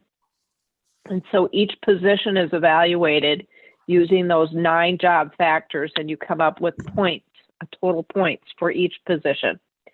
And then based on those points, it gets placed within a grade within the pay plan. There may be certain circumstances where a position might have some points, but market might have a different relationship. So you might find yourself either elevating or decreasing a position based on current market conditions. But right now, all the positions fall within these points. So if you have a position that has 265 points, you would look on here and say, okay, that position falls within grade 6.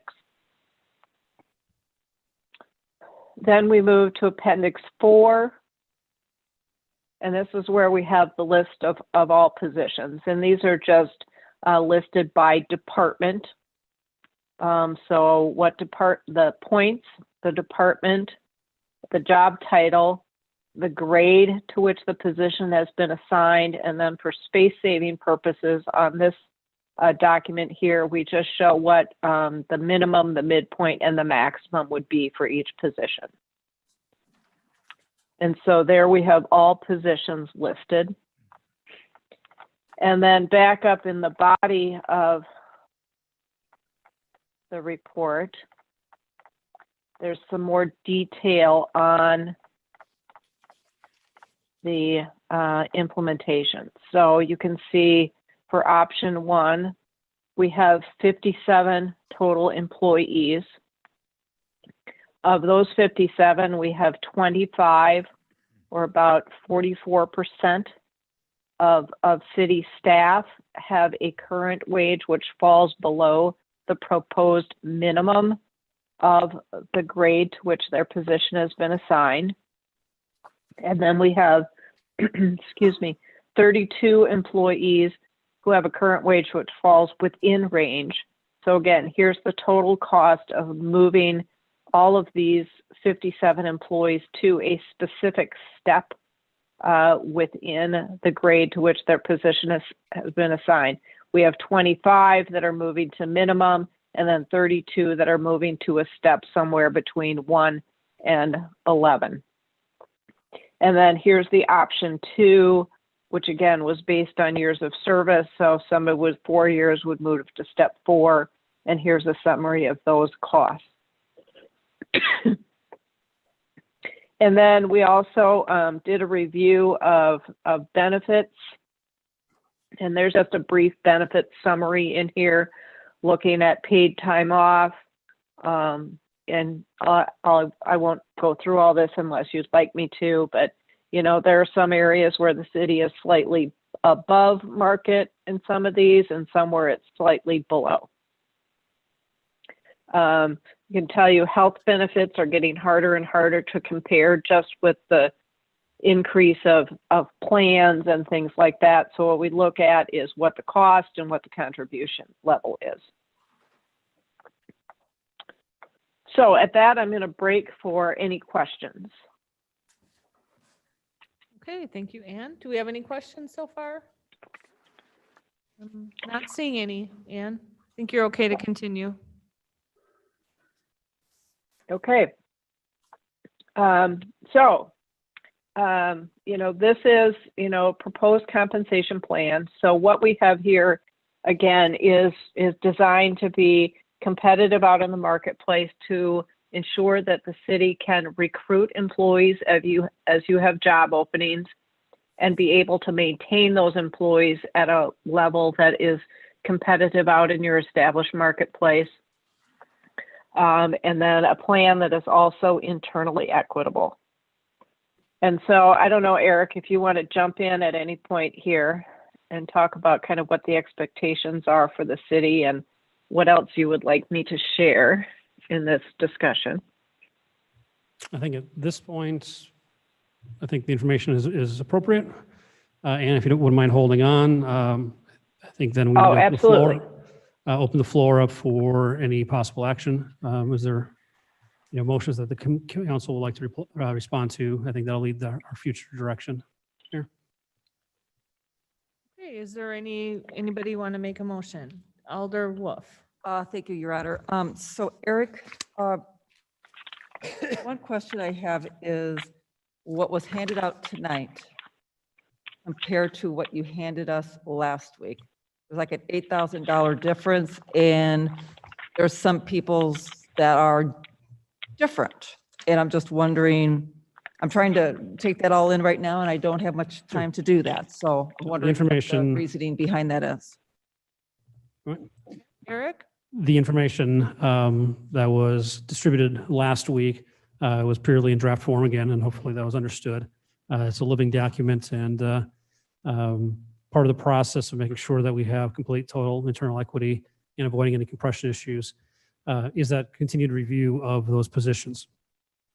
So there was additional requests from departments to review some positions, and then amongst sort of the review team, HR director, city attorney, and myself continued to review positions to make sure that we felt that during the analysis that Baker Tilly was appropriately scoring those positions based on what we felt those were. It was an attempt to try to control the end result, but more or less making sure that we have likewise, you know, internal equity across all departments for positions similarly.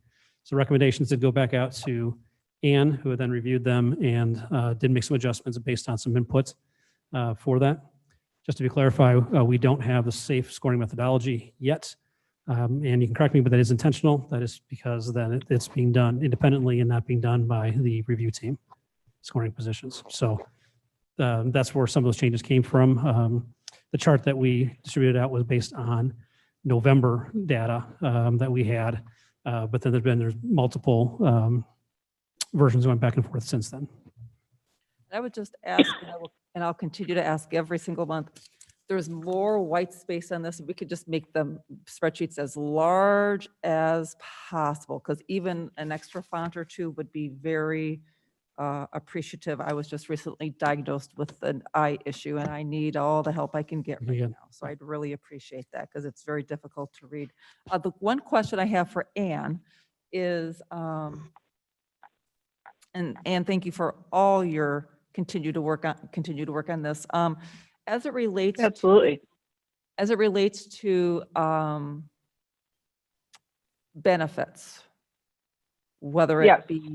whether it be health benefits and co-pays, no co-pays and such, and vacation and such. Were you able to take a look at that and compare us to the 22 that did respond? Yes, and that's the information. You can see that is my screen still sharing? Yes. Yes. Okay, this gives you a little bit of information. This gives you kind of a summary of kind of the major components.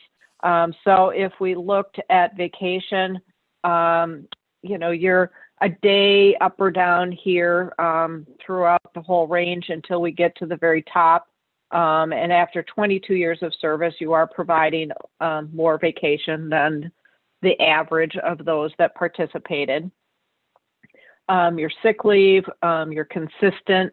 You're basically the same in average annual accrual. You're slightly below in how much you allow employees to accrue and keep on the books. Your holidays are slightly above average. I think it's like by half a day on average. Your health plans, and again, health insurance is very, very difficult to compare just with the number of plans that everybody has out there. When we looked at your PPO plan, your premium was above average, and the amount that the employer or the city contributed was slightly below the average.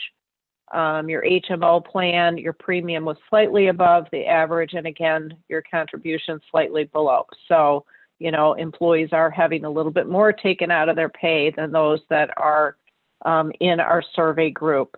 Your dental, your single premium was lower than average, your family premium higher, but your employer contribution was a little bit higher than average. Life insurance, your employer contribution slightly above average in how much you pick up of the life insurance. Your long-term and short-term disability, what you provide is below average. Your retirement is consistent. So you can see there's areas where you're slightly above, there's areas where you're a little bit below. Thank you, Ann. I have a question. Going back to the first question Alder Wolf asked about the change from the draft to this version we're seeing tonight. Is that normal for there to be adjustments between the initial draft and then the final presentation? Absolutely. Every study that we do, it is a live document, sometimes, until even after the final decision, you look at, oh, wait a minute, did we capture this position correctly? Yes, there's always fine tuning with this. As I said, we are continually analyzing the market data to make sure that it's a match. And as we align positions in the hierarchy, we'll sometimes look at a position, and say, is that really where that position should fall? Does that make sense both within the overall hierarchy of the city and within each department? And how does it really compare to positions both within a department and across all city positions? So yes, there is always fine tuning with every study that we do. Thank you. Alder Knott has a question. Yeah, so, and maybe I missed it in the presentation, but was there any accounting for differences in cost of living in these areas? I see several of them are out by, for instance, the Milwaukee area and the Madison area, and I know the cost of living is significantly different there, which would skew some of the results in the survey. Did you take into any account of that? Well, what we do is we actually do a data point by data point analysis of the market survey information. So if there are any numbers that would artificially skew the data, we pull those out of the mix, either if they're on the high side or the low side. So yeah, anything that would have, skewed the information one direction or another is pulled out of the analysis. Thank you. Thank you. Are there any other questions or comments? Alder Wolf. Thank you, Your Honor. And is there anything in your data that you have provided for any recommendations for part-time and or seasonal staff? We had conversations about the part-time and seasonal staff and what the direction that we thought would be most appropriate for the city is to develop a plan that provided an open range a system for those part-time seasonal staff. So probably starting at minimum wage and then going on up, which would allow the city the flexibility to hire employees based on current market conditions and current budgetary considerations. So rather than having a set scale with set steps where positions would fall, allowing the city the flexibility to use that as need be to hire those staff. Thank you. Okay, are there any other questions or comments? Okay, let's go back to Eric then, if you want to maybe state more clearly what you need. So at this point, we've heard the presentation. We have the reports giving the most current information available.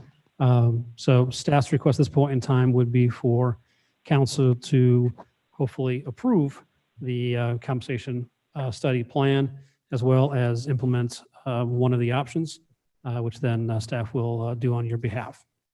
As a reminder, we did budget $170,000 overall for the implementation of the study. Is that the number that we're working with? That number is higher than option 1, but under option 2. Thank you. Alder Knott. And I'll make a motion that we adopt the new pay scale and implement option 1 closest step to move our employees into the new pay scale. I'll second. Okay, we have a motion on the floor by Alder Knott, seconded by Alder Smith to accept the pay scale with grades 1 through 25 as presented by Baker Tilly, and also to adopt option 1. Is that enough information? I think. Okay, Alder Wolf. Thank you, Your Honor. As someone who has been supportive of this pay study from day one and have continued to support it, I am certainly in support of it this evening going forward with one caveat. And I am looking for support from all of my fellow alderpersons this evening. I noticed earlier in the presentation the phrase, I believe it was equitable pay philosophy that the city of Onalaska is looking to adopt.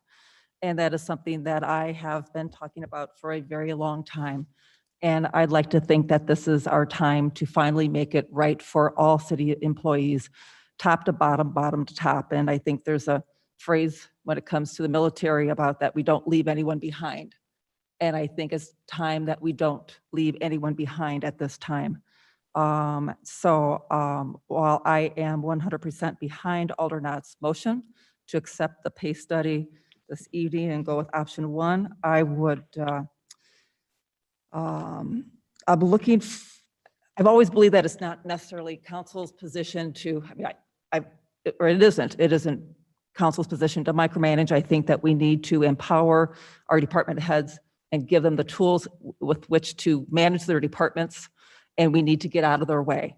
But if we don't give them the tools, it makes it harder for them to do that. And so it seems like the philosophy has been many years is that obviously, we've been very conservative with our dollars, and I've always supported that, but the dollars only stretch so far, and they only allow for so many hours for staff for seasonal work and such. I think we've been very fortunate through the years to hire the quality people that we have, and also, more importantly, to maintain the people that we have been able to recruit.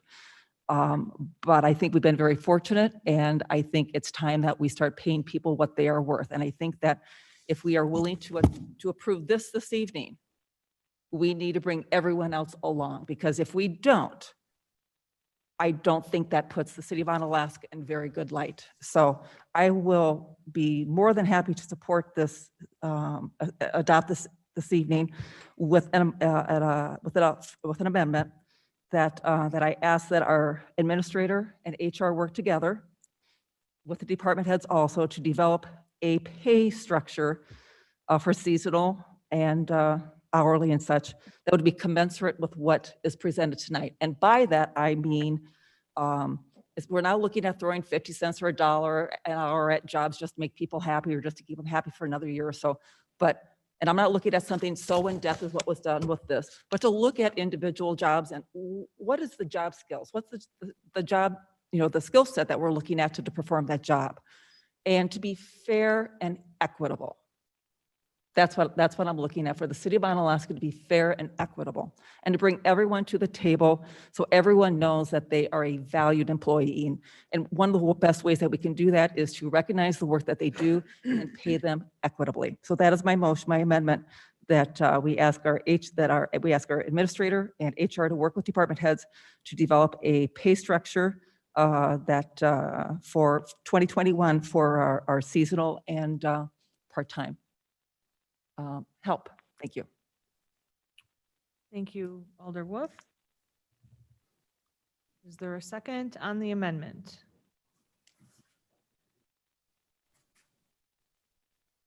Second.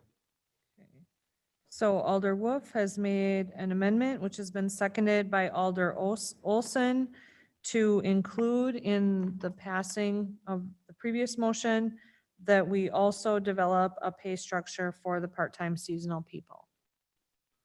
That staff develops that. And as a quick follow-up, I did speak at great length with HR earlier this evening, because typically if I'm going to bring something forth like this, I typically do speak with department heads first. I just don't go out on a limb and expose myself. And I've also talked with our city administrator. So I have talked with people about that they are amenable to having this discussion and moving forward if council is also. Thank you. Thank you. So is it your intention then that they would develop this pay structure and then bring that back to council for approval? I'm just kind of trying to, if understand. we're going to ask them to do something, I just want to be clear on what we're all asking for.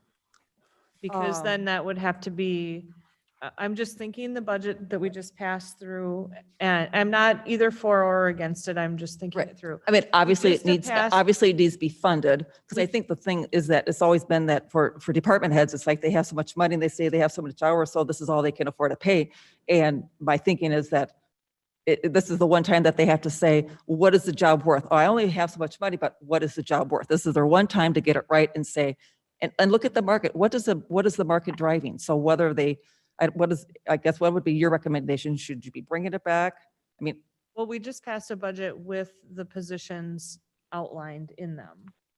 The Right. part-time Positions. So I was thinking some of the money we had left possibly from this evening, because I think we had about $170,000.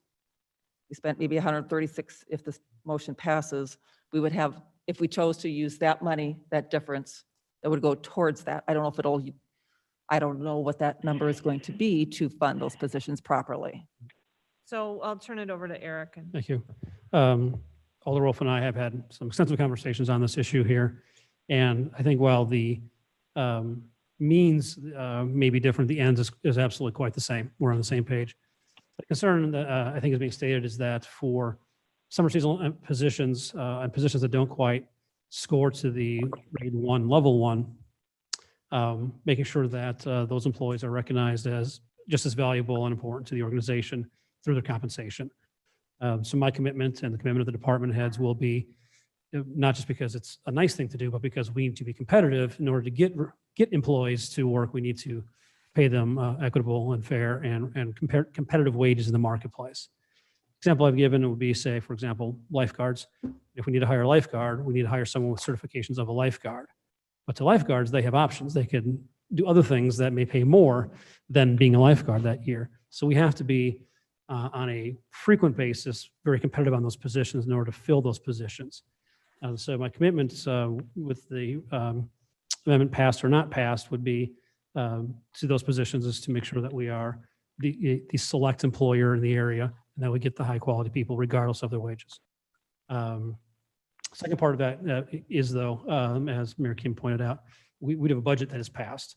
And so the other commitment that again, with or without the amendment passed would be obviously if in being competitive, we need to come back to council to make adjustments on the wages, or excuse me, not the wages, in the budget line for wages, to come back to council for approval for that as well. And then as Alder Wolf pointed out, there are some funds available for those purposes.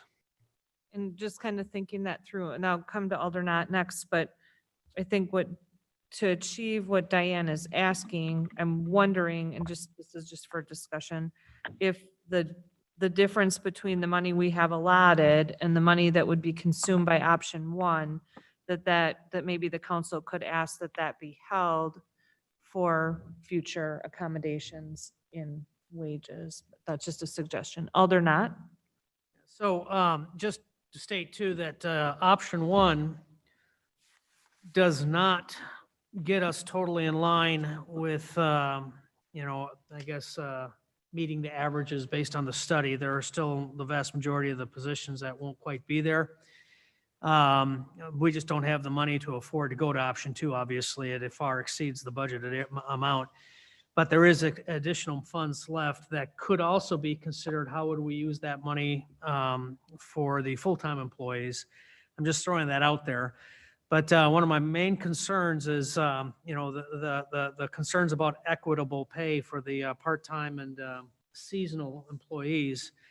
Just understand that using the same methodology for the full-time that we see here with this pay scale, for instance, with the full-time, isn't necessarily the correct way to go for part-time or especially seasonal. It's an apple and an orange here.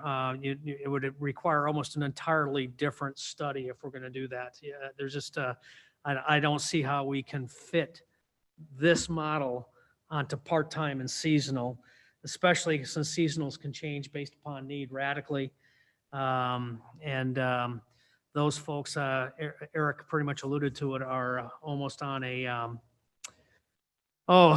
the supply and demand and what you have to pay for that is it fluctuates year by year too, based upon the availability for other seasonal employment in the area.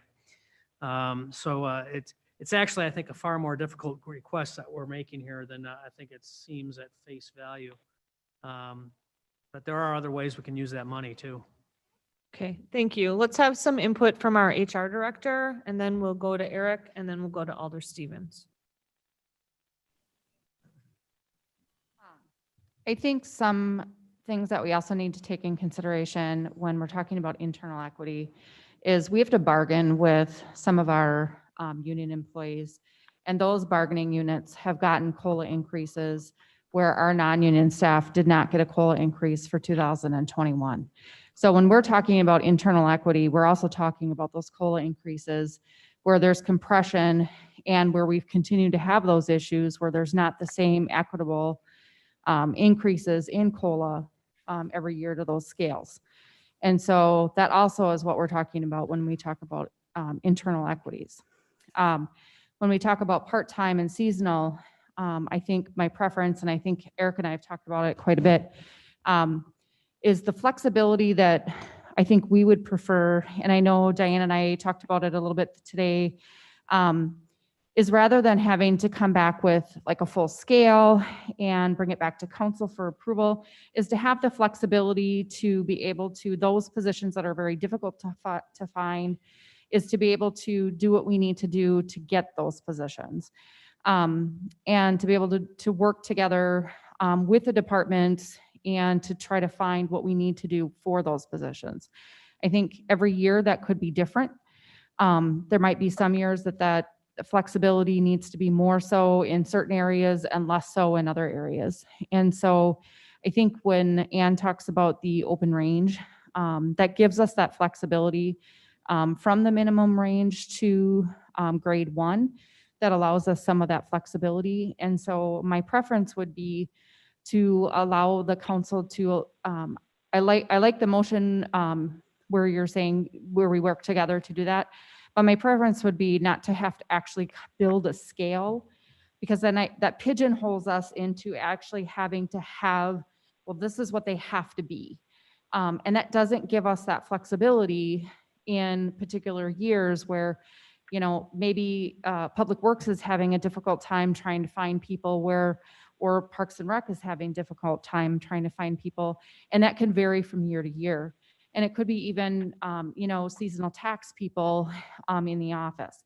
So I think that just gives us a flexibility to be able to have that if you would like some input in that, I think if you would like to delegate, you know, a person or something from the council to have some input in that process, I'm open to that. I mean, obviously it's up to you guys, but that would be my personal preference and it gives us that flexibility. So that's just my 2 cents.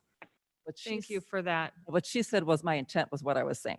Okay. That was my intent, was the flexibility that they know their departments, they know the ins and outs and how the markets fluctuate versus have an actual hard, fast, we're going to do a $14, $15, $16 an hour or whatever, more the flexibility, because I agree, Stephen, it needs to be flexible. It isn't going to be structured like this. It was just going to be more the philosophy of paying people what they're worth and what the market is at that time. Thank you for that clarification, Alder Wolf. Eric? If Anne's still on, I just want to clarify, Ann, you can stop sharing your screen now. Okay, all right, thanks. It's only for recording purposes, then we can still see the debates on live TV. Thank you. I think the discussion that you've heard from Alder Wolf and all the other parties there speak to itself. I know we have the motion on the floor for the amendment that way. And then Alder Knott would like to speak, and then Alder Smith after. Or, oh, I'm sorry, Alder Stevens? I was hoping Alder Wolf could clarify the amendment. Were you directing the city administrator and staff to get the information on what this would cost, or were you looking for a commitment that we would pay for whatever they decide that this would cost? Thinking that they need to, I'm looking for HR and administrator and department heads to work together to figure out to figure it out. Just what's going to work going into 2021 for part-time. What's going to be fair and equitable to be paying people, and what's going to really be a working structure for department heads, so they're not going to be struggling trying to fill positions. They're going to know more of the market. They can check the surrounding municipalities. You know, who are they competing against? I'm just trying to empower them so their job is easier. However that looks, I'm not looking at trying to put something in a box. So I'm not really sure what that looks like, but I'm just looking to give them the ability to do their job and make it easier and pay people what I believe is more the open market, and make it simpler for them to hire people and recruit good people at fair and equitable wages is what I'm looking at. So Diane, are you saying that the difference between implementing option 1 and the money that we have budgeted should be earmarked Yes. for part-time staff? You're saying that kind of more to that than creating a different pay scale for part-time people?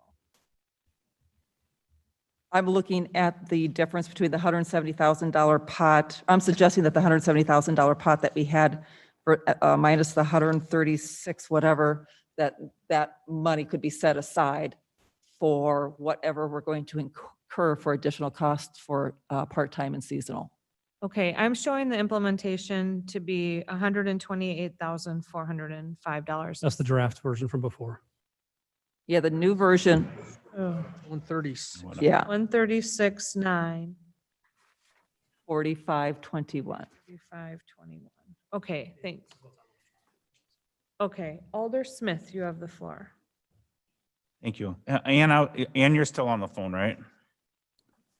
I am. Yeah, I'm just curious, you know, you've done a lot of these kind of studies and with Baker Tilly, and I know you're focused on, you know, the full-time folks here, but you have any thoughts on how seasonal or part-time, or have you ever run into that in any of your studies, or people ask you that? I'm just curious in what other people have done to deal with this issue. And it varies, and sometimes it can be dependent on the types of part-time positions and seasonal positions that you're hiring, and your philosophy on whether you want a structure for that group or what's going to best benefit the city. So I've dealt with it in a lot of different ways.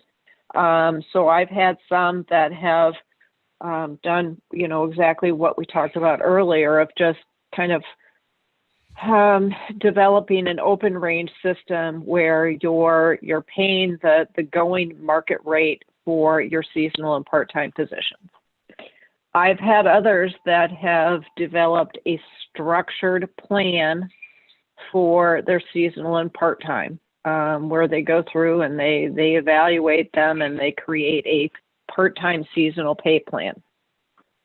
And I've seen where it's a blend. So there really isn't consistency about how this is addressed between organizations.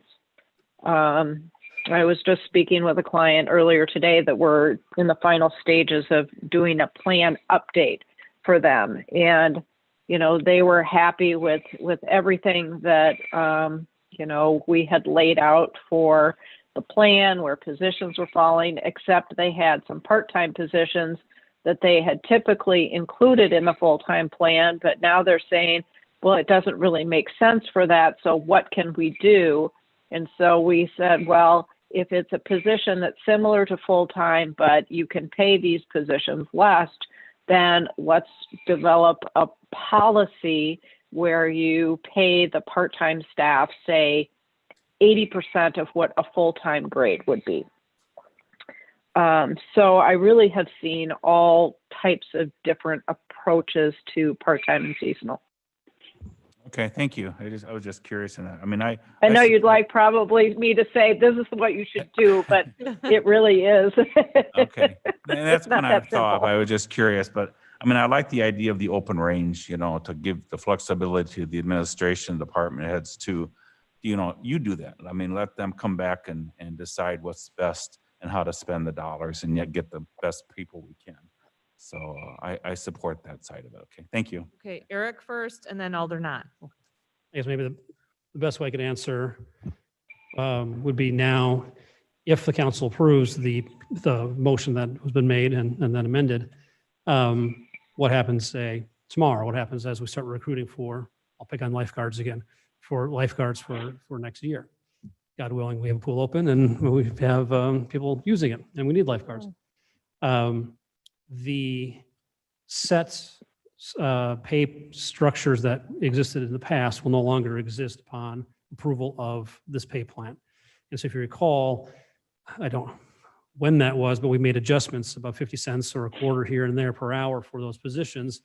You're sort of that process that had to go through to make adjustments to be competitive. We weren't getting enough applicants for those positions.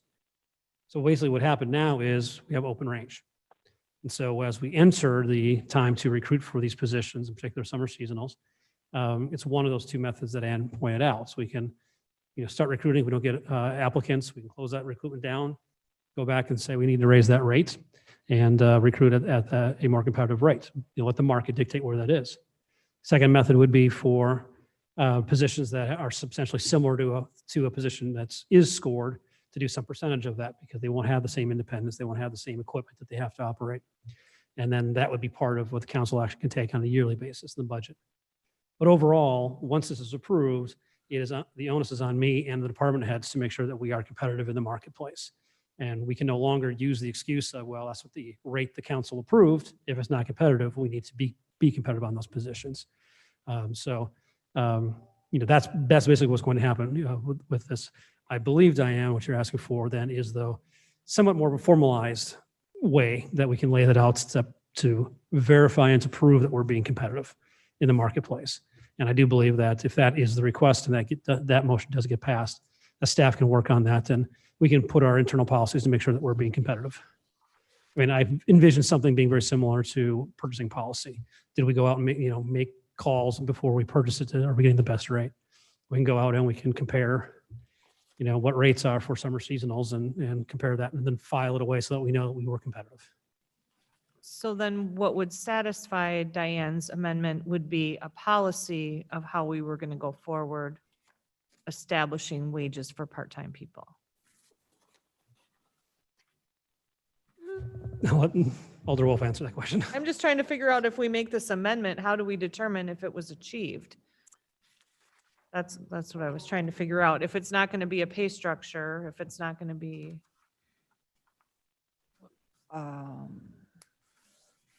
Unless I'm the only one that thinks that. Alder Knott was up next, sorry. This was my concern. So what I'm hearing now that the intent is that we provide flexibility for the city administrator and senior staff to use these additional funds as they deem necessary for part-time and seasonal employees.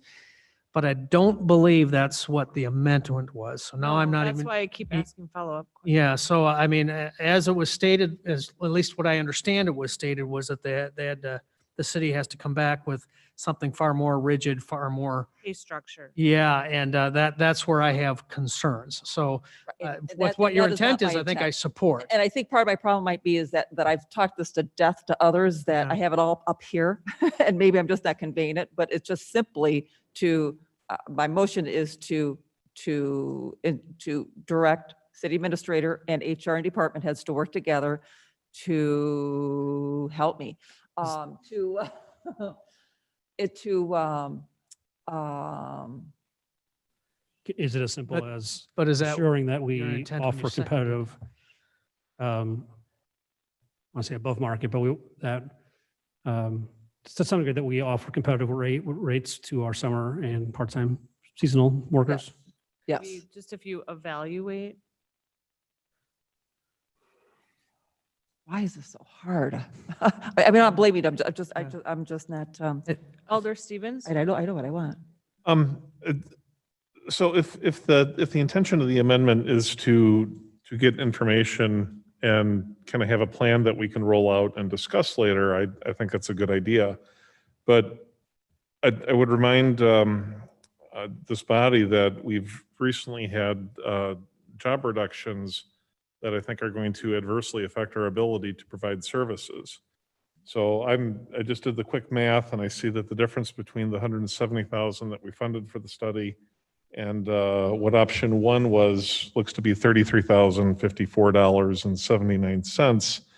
And remind you, we've had in public safety administration, there's been job reductions, finance, parks, plan, and I think public works, as well as the need for seasonal employees, that maybe before we commit to spending some of this, we should see what 2021 rolls out and where our needs are. I think that staff should have the flexibility to make sure that our city is running properly and we're providing our residents with the core services and the amenities that they expect.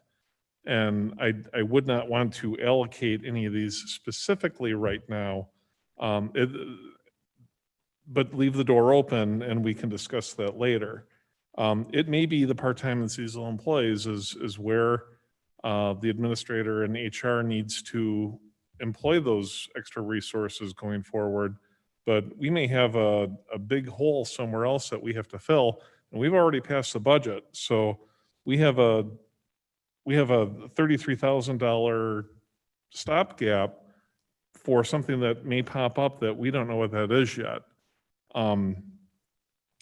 I think a little caution is in order here, but I would like to see the information, and if there's feedback from the department heads on where they think that the part-time scale should go, I think that's good information, and we should consider it at another time. Thank you. Alder Wolf? I have talked with Dan Wick and also Jared Holter. I think Dan Wick is out with Santa this evening.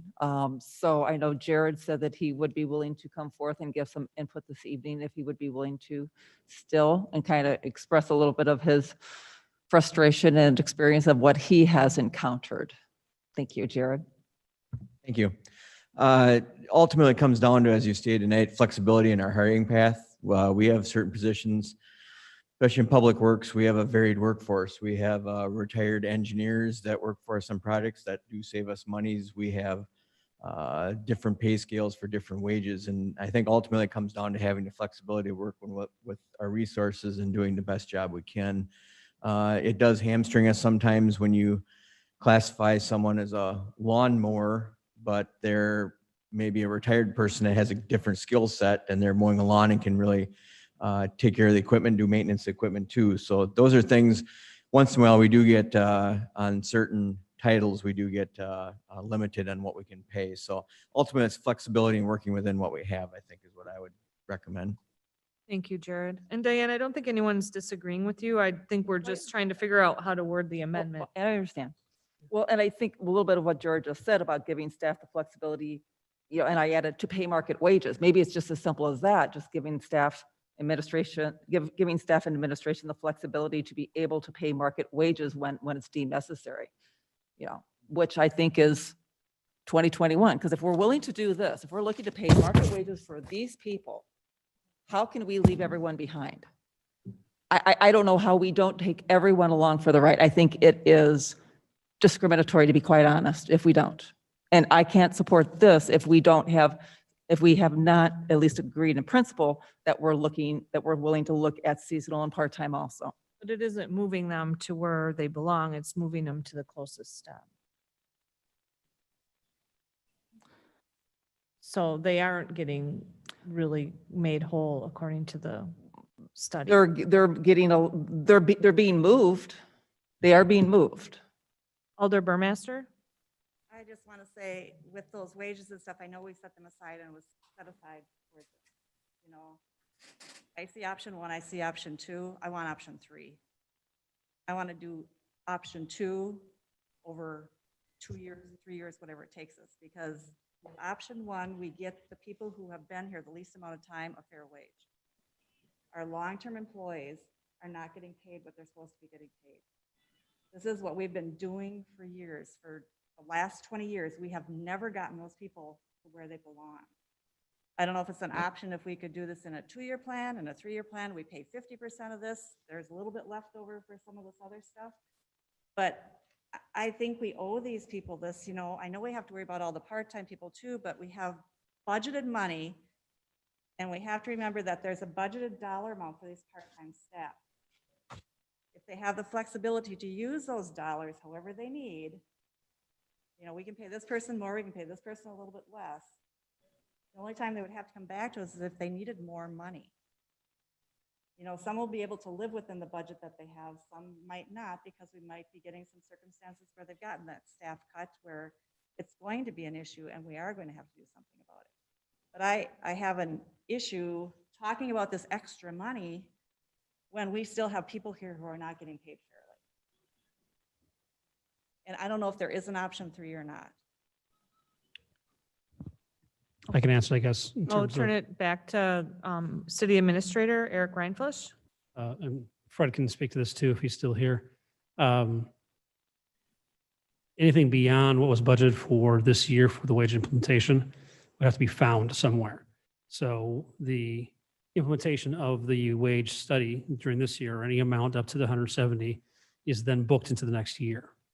Any amount above that would have to come out of any net new construction or net new growth or whatever we could grow the budget in that particular year. I'd be uncomfortable saying we can do it in 3 years. I think it's highly unlikely that we could increase by 100,000, as well as then the increase in costs of our expenses of the next 3 years. But it's possible that just as one of the council goals every year, which I ask for as we start the budget process, is this, getting a goal is to say, get us closer now to the full study. I think that's wholly appropriate, yes. But I'd be uncomfortable saying we can do it in 3 years. I think it's unlikely. But I do think it would be more fair to say, let's do 50% of this and everybody gets closer to where they should be instead of just doing option 1. In option 1 and setting No, aside, No, not option 1. I'm saying 50% of option 2. So you get everybody 50% to where they should be. The difference is 65,000. 13,000 difference. Our differential is 33,000. So something would have to be cut then to make up that difference. If you did 50% of option 2, you've got the 175,000.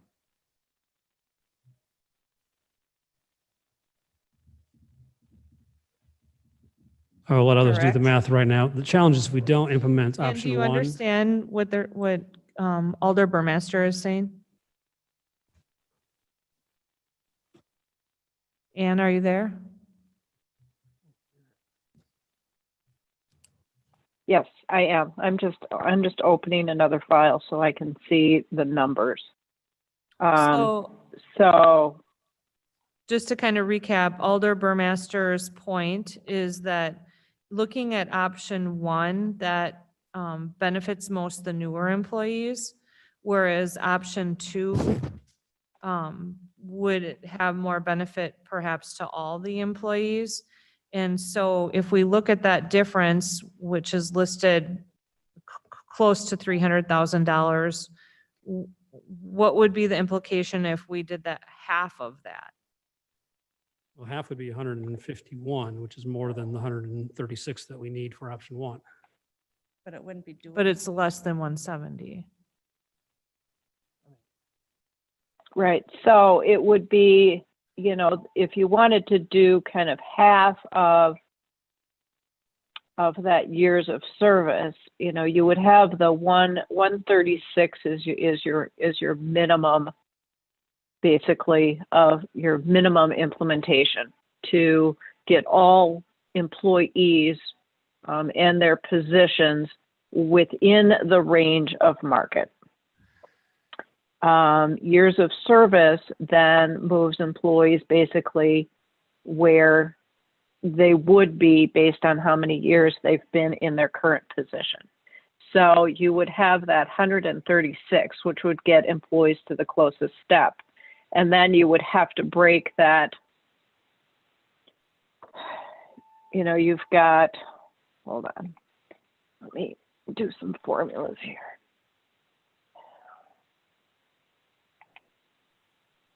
But Ann, you're saying they would have to go to the option one to get everybody there, but what I'm saying is we're not paying our other employees fair either.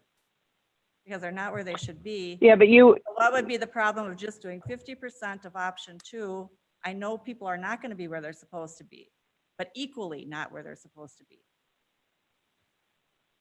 I think. Right, but you would want to get those 25 at least to the you've got 25 that aren't even at the minimum of the range. I mean, you would want to get those 25 at least to the minimum of the range. You know, because they're so far below. You know, you could do some variation of option three. You know, basically the difference in cost between option two and option three is just over 165,000. And so you could do a variation of that option three, you know, and say, okay, we want employees that have been with the city for X number of years to be at least step 4 or step 5, you know, or the midpoint. And then you can see how much that costs. And if you can there pause. are, Ann, Stephen Yes, Knott has yes. a question, quick. Well, Before it's you a, get too far down. the- actually, this is, you know, I alluded to it earlier on, but actually it had a conversation when this was being briefed to me earlier by Eric too, that additional 33,000, I think with Alderman Burmeister, instead of just talking 50% here, we have 170,000 that's budgeted. Why don't we just take that additional 33,000 and have the city staff come back to us with how they're going to use that money to at least get closer with recognizing some of the years of service. Use it all. Now I know that goes out completely opposed to the using it towards part-time employees, but it would get us a little bit closer towards starting to recognize the years of service as well as the closest step. And we'd be using the budgeted money that it was initially budgeted for its intended purpose. So. Thank you, Alder Knott. Eric? The concern about option one not being fully funded for at least those that are in the minimum is that the city would be announcing that we're aware that we're out of the marketplace and we'll continue to be out of the marketplace. And I'm not sure that's the message we want to go out there and send and receive for the positions. That's the option one. Option two is we're admitting that we're out of the marketplace for the people in the positions. That to me is just as important. And I share the concern about that. But it's, what I'm hoping for is that it's the second step to get us whole again. But without moving those 25 at a minimum to get to minimum at this point in time and only moving some partial of the way, that's a very real risk that we'll end up losing employees and we're out there recruiting again, because we know the value of those positions now in the marketplace. But in terms of spending that money that way and, having as a commitment within the council budgets, it's the council's budget, not my budget, that ultimately gets passed. We can begin to continue to make progress on that. Identify this as a continued problem, and that not just the positions are going to be in the market, but the people in those positions, we want to retain them so they themselves don't take their experience and leave, is a very important issue. It's just not one I think we can fund all 100% at this point in time. So again, I think the disagreement is within not the ends, but the means. And I would suggest, though, that, in the means right now, that we at least do the option one to get people in the positions, in the competitive marketplace. Thank you for that, Eric. Alder people, anybody? Alder Stevens? I'm hearing, I think our hangup here is what to do with the difference of the 33,000. In the interest of moving this along, I guess just to summarize, Alder Wolf would like to bring the part-time and seasonal employees up. Alder Burmaster would like to adjust for the tenure of service. I would like to kind of keep it as let's see what happens in 2021 and apply it where it should best be employed. I don't know that we're going to have a consensus on what to do with that, but I think that we need to, we all agree that we need to employ at least some form of the study. I am open to, in the future, adjusting this, whether it's in the next calendar year or if funds become available in the course of the next year. But I don't know that if I'm reading the room that we're going to get a consensus on what to do with our little hang-up point. So I would throw it out there that maybe we should just approve option number one for now and then leave this open as a talking matter that we can bring into 2021 and talk about maybe two-staging this and looking at how can we do right by the part-time seasonal employees? How can we pay people their value based on time served? I don't think that we can solve all of these tonight or in 2020. So maybe we should just focus on what we can solve and then send staff to work and figure some of this other stuff out and then discuss it when we have a little bit more information and more resources. Thank you, Alder Stevens. Alder Knott? Yeah, I'm kind of agreeing with Dan with just one little twist. I think that it would, to move forward on this, that we would probably want to consider looking at just option one clean. And then let's have, perhaps the staff can come back in the next 30 or 60 days with some options for us and what they recommend that additional funds be used for, to include potentially, let it ride, whatever. I mean, these are, options that we can look at. You can inform us in making a decision. But yeah, I'm seeing us floundering on the additional 33, but meanwhile, we really need to take a look at getting our positions aligned with the closest step, I think, to at least get us moving in the right direction. So. Thank you, Alder Knott. Alder Smith? Yeah, I agree with Alder Dan and also Steve. I think we got to do phase one and just do that option now and then come back, to see what we can do with the remaining kind of money. Because at least this first step gives everybody is impacted. To basically almost everybody has something now. We're not always going to be where we are, and we got some gaps, but at least it gives us the most to the most people too. At least it's giving us that intent that we really want to do is get closer to where we need to be. And I think option one gives us that quicker as a starting point, knowing that we're not done. Thank you, Alder Smith. Alder Burmaster? I just want to know, is that something that Ann could do for us and bring us that plan back with something more towards the middle with those other positions to bring us with the dollar amount that we would need for that? Or is that something that we can do internally? I would suggest we can do that internally. Okay. We have, even if option 1 is approved, the option 2 doesn't go away. That's the driving, those are the numbers that drive us forward. Because we do have individuals identified. We know their years of service. We can review how long they've been in position versus their experience internally, externally. I mean, there's all kinds of options that we can use. So, and I appreciate working with you, but I am saying I think we can go forward with Yeah, with and I that. would be in favor of voting for option 1 tonight, but I don't want to lose sight that we need to accomplish the rest of this, and it's serious here to get there. And we need to find the dollars we can do to fund that, because while you're talking about losing employees, there's just as much of a chance of using those long-term employees. And that's a lot of experience that's walking out the door. So like I said, we have to take care of them just as much as the other ones. We can't ignore that. Agreed. Thank you, Alder Burmaster. Anyone else? Alder Olson? You have a motion on the floor? Right now, we have a motion and an amendment. And the amendment, I'm not 100% clear on the word. Alder Wolf. I have a quick question for HR.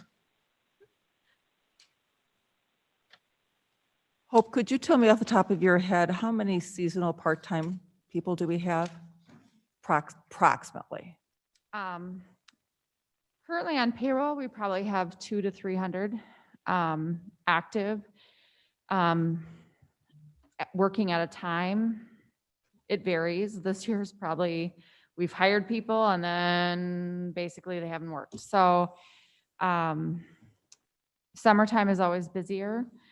But we have a lot of seasonals, and we go through a lot of seasonals, basically, and it's cyclical.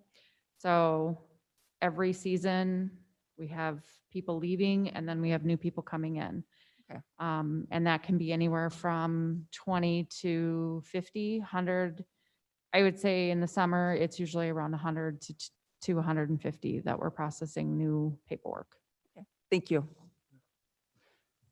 So as a follow-up, Mayor, my motion was essentially to give HR and administrator and staff the flexibility to pay market wages for part-time and seasonal staff. That was pretty much the essence of my motion that was seconded.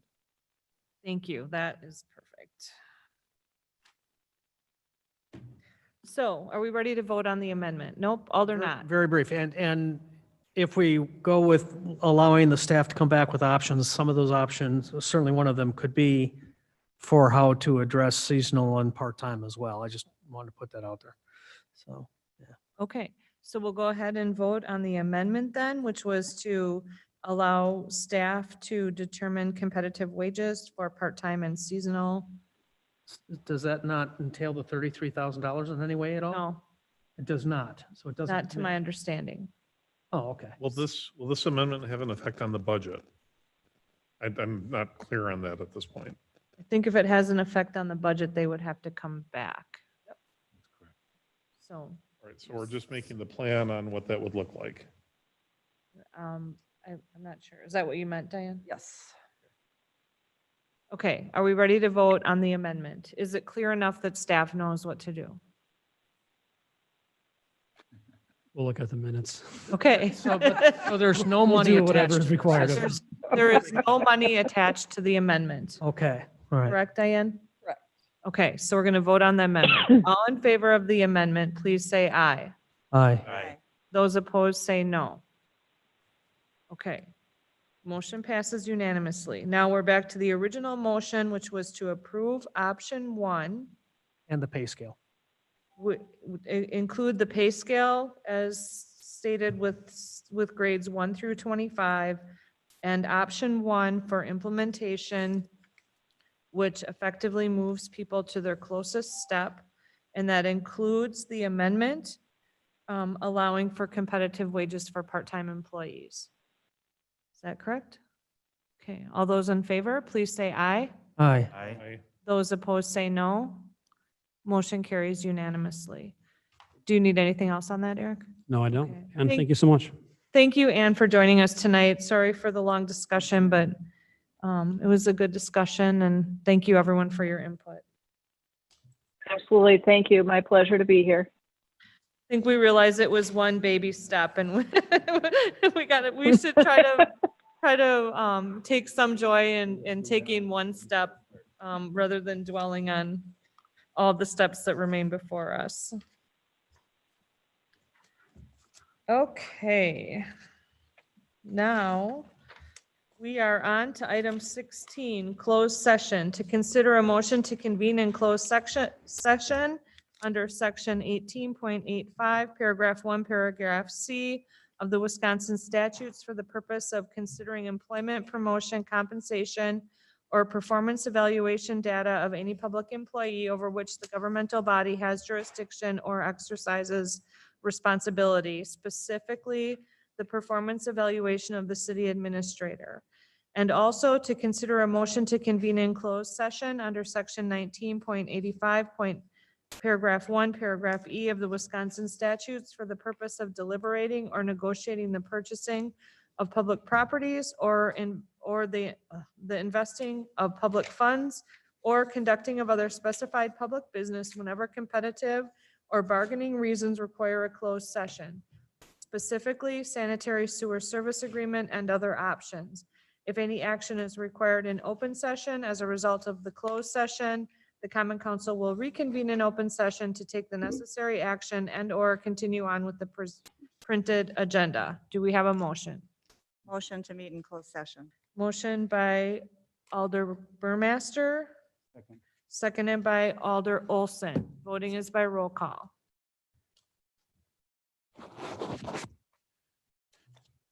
Carrie Burmaster, Aye. Stephen Knott, Aye. Diane Wolf, Aye. Dan Stevens, Aye. Jim Olson, Tom Smith. Aye. We are in closed session. The time is 9:45. I ask that we take a brief recess. Yeah, stretch your legs. We'll start again when we can.